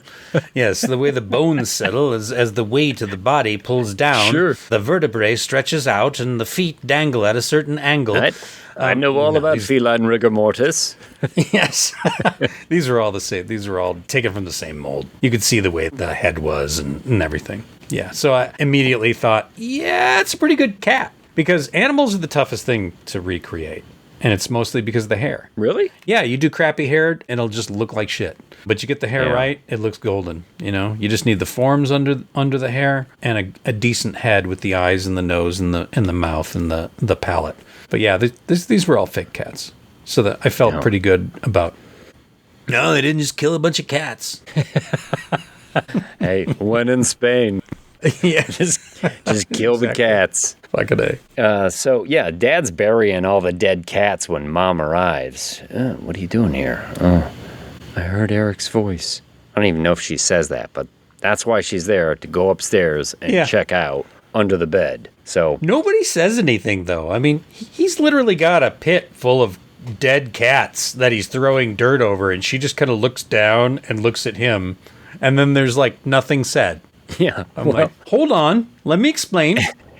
Because this looks bad. I mean, they mentioned the cats earlier. Maybe this isn't the first time she's come across him burying a mound of cats. Because doesn't he get annoyed about the cats at one point? Say something about there's too many Pussy cats. Control playing in the background. I figured as long as I was doing it, I'd give myself a little soundtrack. These guys do not have 9 lives. I'll be honest. I've been experimenting. It seems they all have 1. Well, Mom is at the house. Of course, she's got to check under the bed, and she doesn't see anything under the bed. So she's moving away, and then she hears the toy and turns around, and there's Eric. He's sitting there in his pajamas, his back to her. Oh my God. She approaches him, and he just scuttles under the bed. Yeah, like the poltergeist clown. This is I do remember this little scare where she then looks under the bed, and she doesn't see peekaboo. Eric, but she sees a pair of desiccated corpse feet. Yeah, really old gnarly feet. Yeah. And looks above the bed and nothing. And doesn't see anything. Uh-huh. And then she goes back and she looks under slowly. there and sees a pair of desiccated corpse feet. And then the corpse feet climb up onto the bed. Onto the bed. Yeah, that was so good. It is good. She looks up on the bed again and doesn't see anything. And then all of a sudden, surprise de terror! Oh my goodness. The little boy jumps off the bed, which was a good one.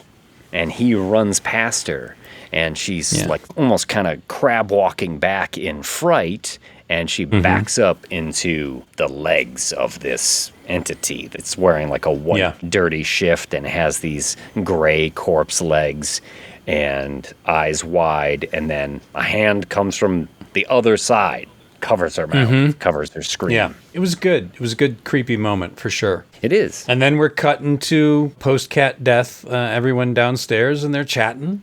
Yeah, because the daughter had been in town and talked to some old lady who was like, "You're from the house with the voices, right?" Yeah, everyone knows the house with the voices. Learned something in there.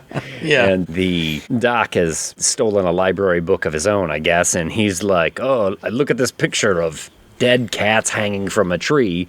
This is how this is a sign. Witches used to mark their territory." Oh, witches, no shit. And the daughter comes in, and she's like, "Yeah, I've been talking to people in town, and this is the site of an old court for the Spanish Inquisition." The Inquisition.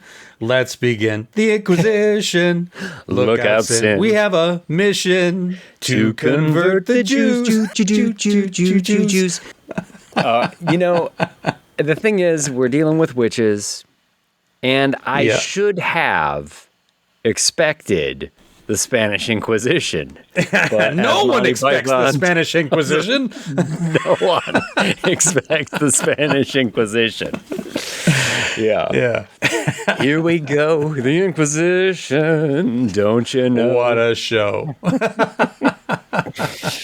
So they're sitting there talking about the Inquisition, and this will bring up my biggest issue with the movie, really, is that when you introduce the element of witches being persecuted, and then the witch does end up having malevolent powers, are you trying to tell me that the Spanish Inquisition are the good guys in this? Because I can tell you emphatically that they are not. Yeah. They are not the good guys. Yeah. They may have hit the hammer on the head with this one in particular. The doc says, well, although it is usually an injustice, evil has existed. And he's kind of giving it a little bit of an out here. And that's when the wife's body comes crashing through the window, which was the best moment ever. Yeah. I mean, I can't look past the fact that he's like, "Yeah, I know the Inquisition were bad guys most of the time, but this time." It was the whole Nazis were only following orders speech. Yeah. There are other movies too where it turns out the witches did have bad powers. And, if it's in America, you're like, so the people in Salem, they were justified with all of that then, huh? Because which is worse than from Satan. Yeah. Okay. So the wife comes crashing through. Oh, Fantastic. The husband's there. No, Yeah. trying to lift her body up, but of course it's too late. And little fly Comes out of her ear. Yeah. comes out of her ear. So long, motherfuckers. So the doctor tells the daughter, I think I know where to find the tortured people's remains. They're on the side of this court. I think I know where to find them. Perhaps we should check flygina. Yeah. And she's like, Dad, we got to get the fuck out of here. He's like, no, I've been waiting my whole life for this. He's written 10 He's books. written 10 books. 10 books, man. I can't get over this fact. Well, we cut to Dad's room for a bit. Voices coming out of the walkie-talkie, and through the visqueen, he sees his wife and child now. He's all busted up, but there they are. Yeah. Yeah. And you do get another good jump scare here as he's looking at them, and then the witch figure comes charging through the visqueen, kind of almost tackles him onto the bed. I love the face of the witch figure. It's really cool, this whole weird witchy corpse thing. And And I liked it a lot. Starting to see it more now, and they keep it blurred an awful lot too. Like when it comes up behind people, it's either very fast or it's just a little bit out of focus a lot of the time, with its mouth kind of gaping open. It is cool. Doc's daughter is reviewing the footage of how the mom hung herself out the window, and with the heat vision on the camera, the infrared vision, she can see the specter talking to her, I think, or moving past the camera after she takes a fall out the window. Upstairs, now Danny has got a shotgun. He's going a little bit crazy. I hear her everywhere. Yep. He's threatening. He's at his breaking point at this time. He's pulling a George Lutz. What does James Brolin say when he's in the chair? I'm coming apart. I'm coming apart. Yeah. My God, I'm coming apart.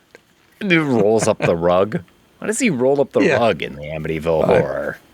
I don't know. But the doc is like, yes, I know where to find the root of it. If it was a court, it is beneath us. Like, yes.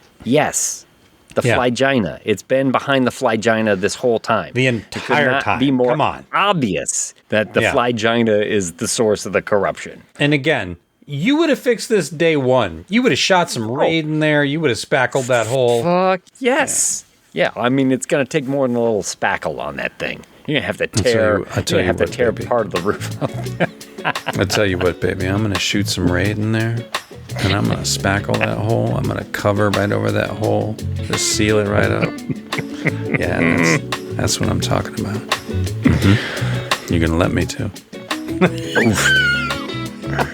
Yeah, flygina. How to make anything sexy. Busting through the flygina.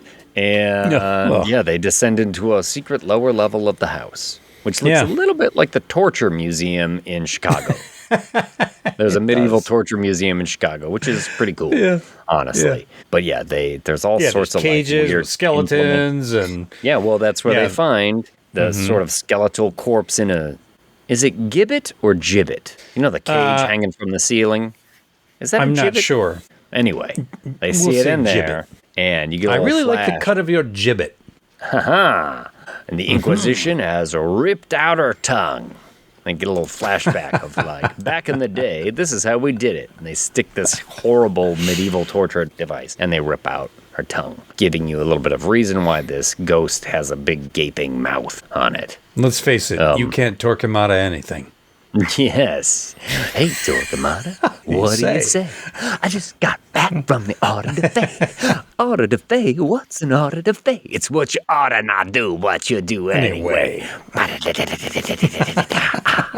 The Inquisition. Let's begin the Inquisition. Look out, sin. We know you're wishing that we'd go away. But the Inquisition's here and it's here to stay.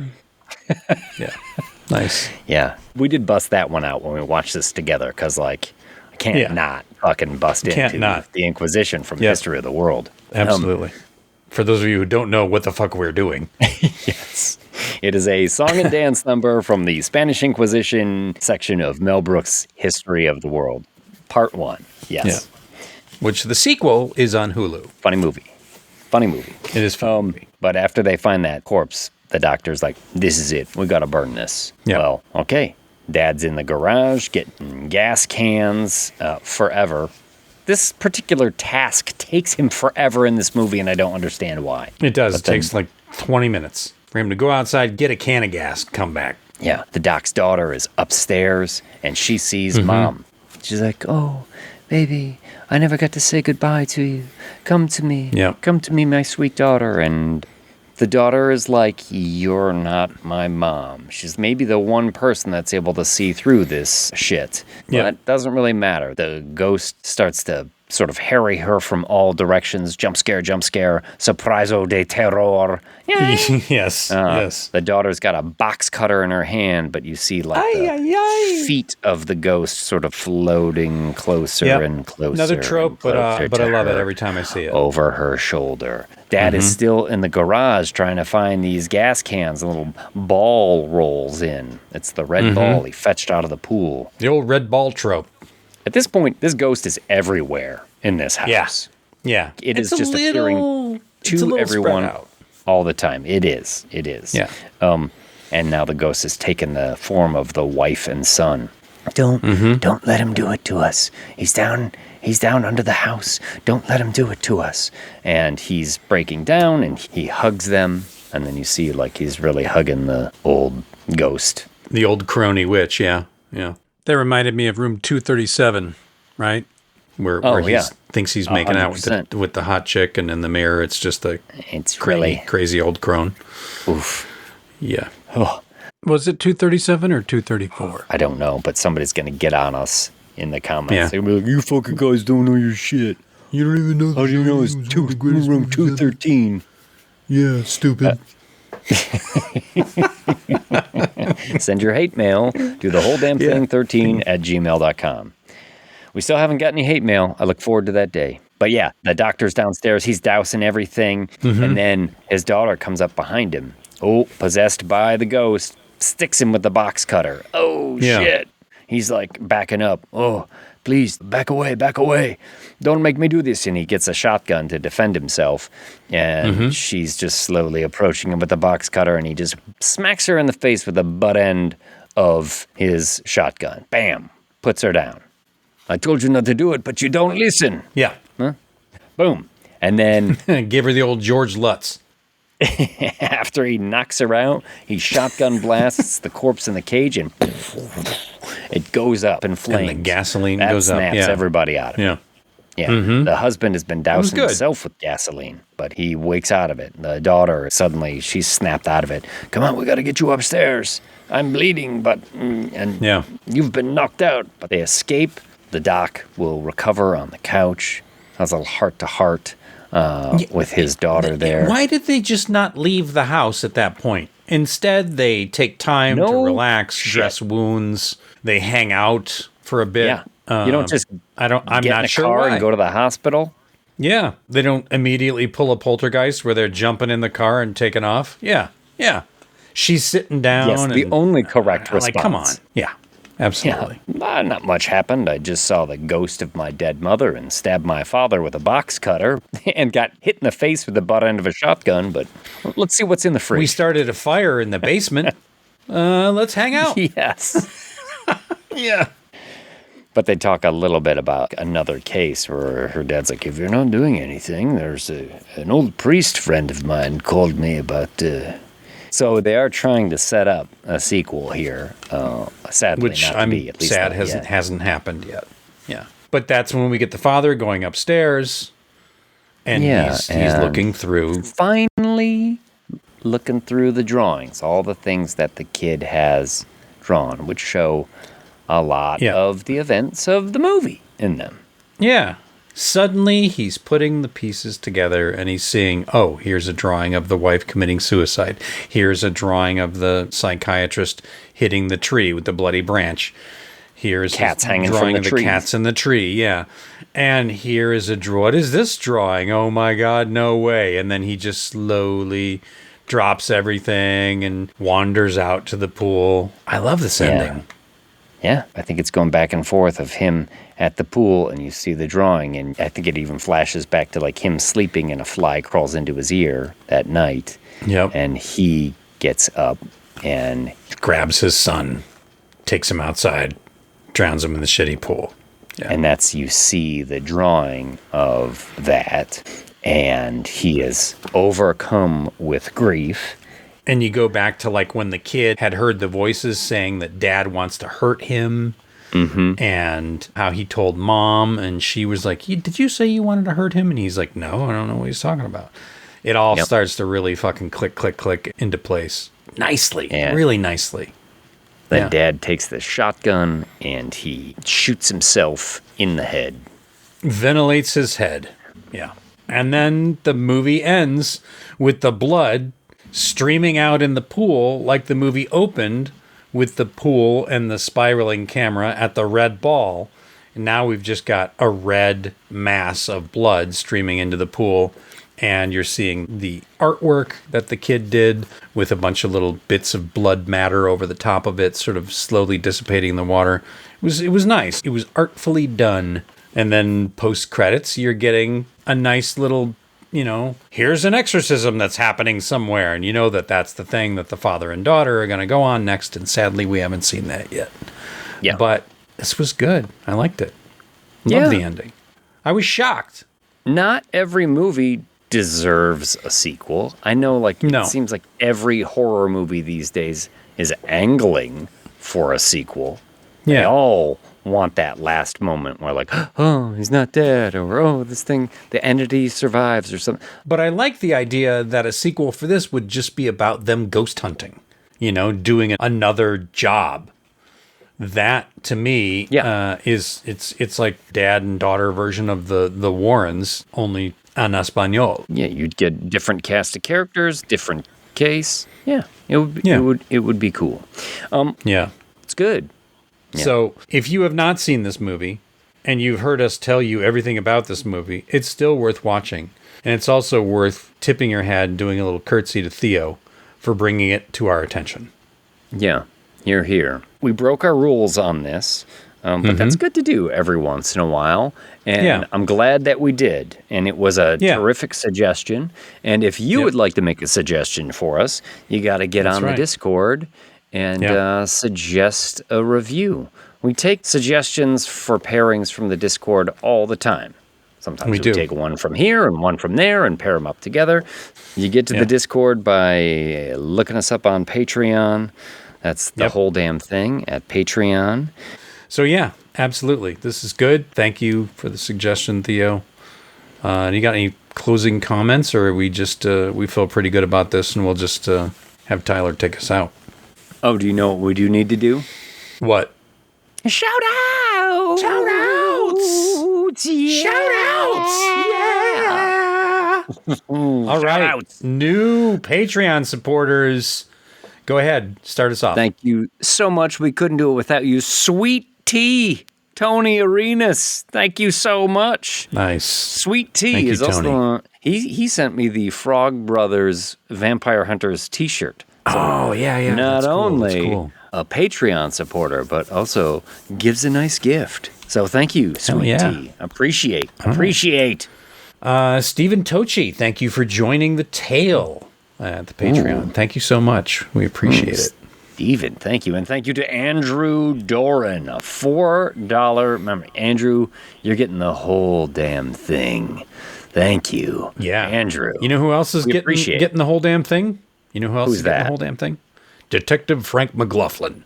Yeah. I don't know. I just made him a detective. That name totally sounds like Detective McLaughlin, turn in your badge and gun. And Fred Dreyer as Frank McLaughlin. Yes. Oh, and Ulrich Zauber. Zauber coming in. The $4 level. Thank you so much, Ulrich. I don't know if you're actually German, but that's such a good name. Zauber. It is. Ulrich Zauber. That's a powerful name. It's a very powerful name. Good. Thank you for joining. Thank you for joining at the $4 level. Des, my good old buddy Des, who was at the Friday the 13th event. Oh, yes. I think you got a nice he drove all the photo way with from Des. Kalamazoo, Michigan. It was like a 4-hour drive to get to the Friday the 13th thing. Yeah, We did it with appreciate another it. buddy, Eric Brown. Eric hasn't joined yet. Des, get on that. Yeah. Get on that. Bug Eric, Des. Tell your friends to join. S.A. Barton, you're getting ahead. $1. We appreciate it. Every little bit helps. S.A. Can't beat head for $1. So much. Pretty sure that S.A. guy's a writer, too. Who are you trying to get crazy with, S.A.? Don't you know we're loco? He's writing essays. Alabama Misfit. She has been around for a while. She originally joined us on Podbean. I think Sweeney McSweenface or something funny like that. She's asked us a couple of questions. So welcome, nice. Alabama Misfit, for finally joining the Patreon. We are very happy to have you here. Thank you so much. I think she joined right after we finished that Monkey Shines Misfits video, too. That's It was right. just the Matrix talking to us. David Bradburn, thank you so much, David. David is a filmmaker and directed the short film that I was in that premiered at the Friday the 13th event. So Nice. David is an awesome dude. Totally Excellent. appreciate your Excellent. support. Thank you so much. Hopefully we'll see a freaking weekend. I know it's being entered into some festivals right now, and wishing nothing but long life for that one. Very cool. Very cool. Make it happen. Thank you, David. That was a fun short. We should find out if David will let us put it in here on the Patreon to show people. That would be fun. Yes. Yeah. Maybe after it does the little festival circuit, we'll see what can happen. Everything's Awesome. content, my brother. Last but not least, Aaron Morris, thank you for joining the Patreon at the $2 tail level. Thank you for getting a little tail for $2. That's right. We appreciate Who doesn't it, want Aaron. a little tail for $2? That's right. Head for $1, tail for $2, or you can have the whole damn thing for $4. Your money's on the dresser. I'll pay for the cab. Oh, shit. Remember, kids, don't forget to review, like and subscribe, review, screenshot it, email it to us, wholedamnthing13@gmail.com. Be entered to win swag. Tyler. Take us out. The head, the tail, the whole damn thing.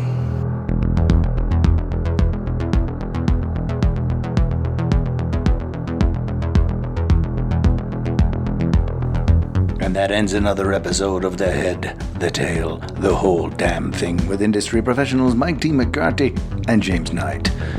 I'm your announcer, Tyler Patton. We'll see you next time when the double feature is 28 Days Later and 28 Years Later. Both of them filmed with iPhones. Well, 28 years later, they used like a ring of 28 iPhones, each one with a $60,000 lens. And they had $50 million at a camera crew, but it was on an iPhone, so now you can feel like a filmmaker too. You can make a vertical and sell it for nothing and give away free entertainment and send the entertainment world into a creative spiral of despair as nobody works for nothing and the quality is zero. Alas, I pontificate too far. We'll see you next time.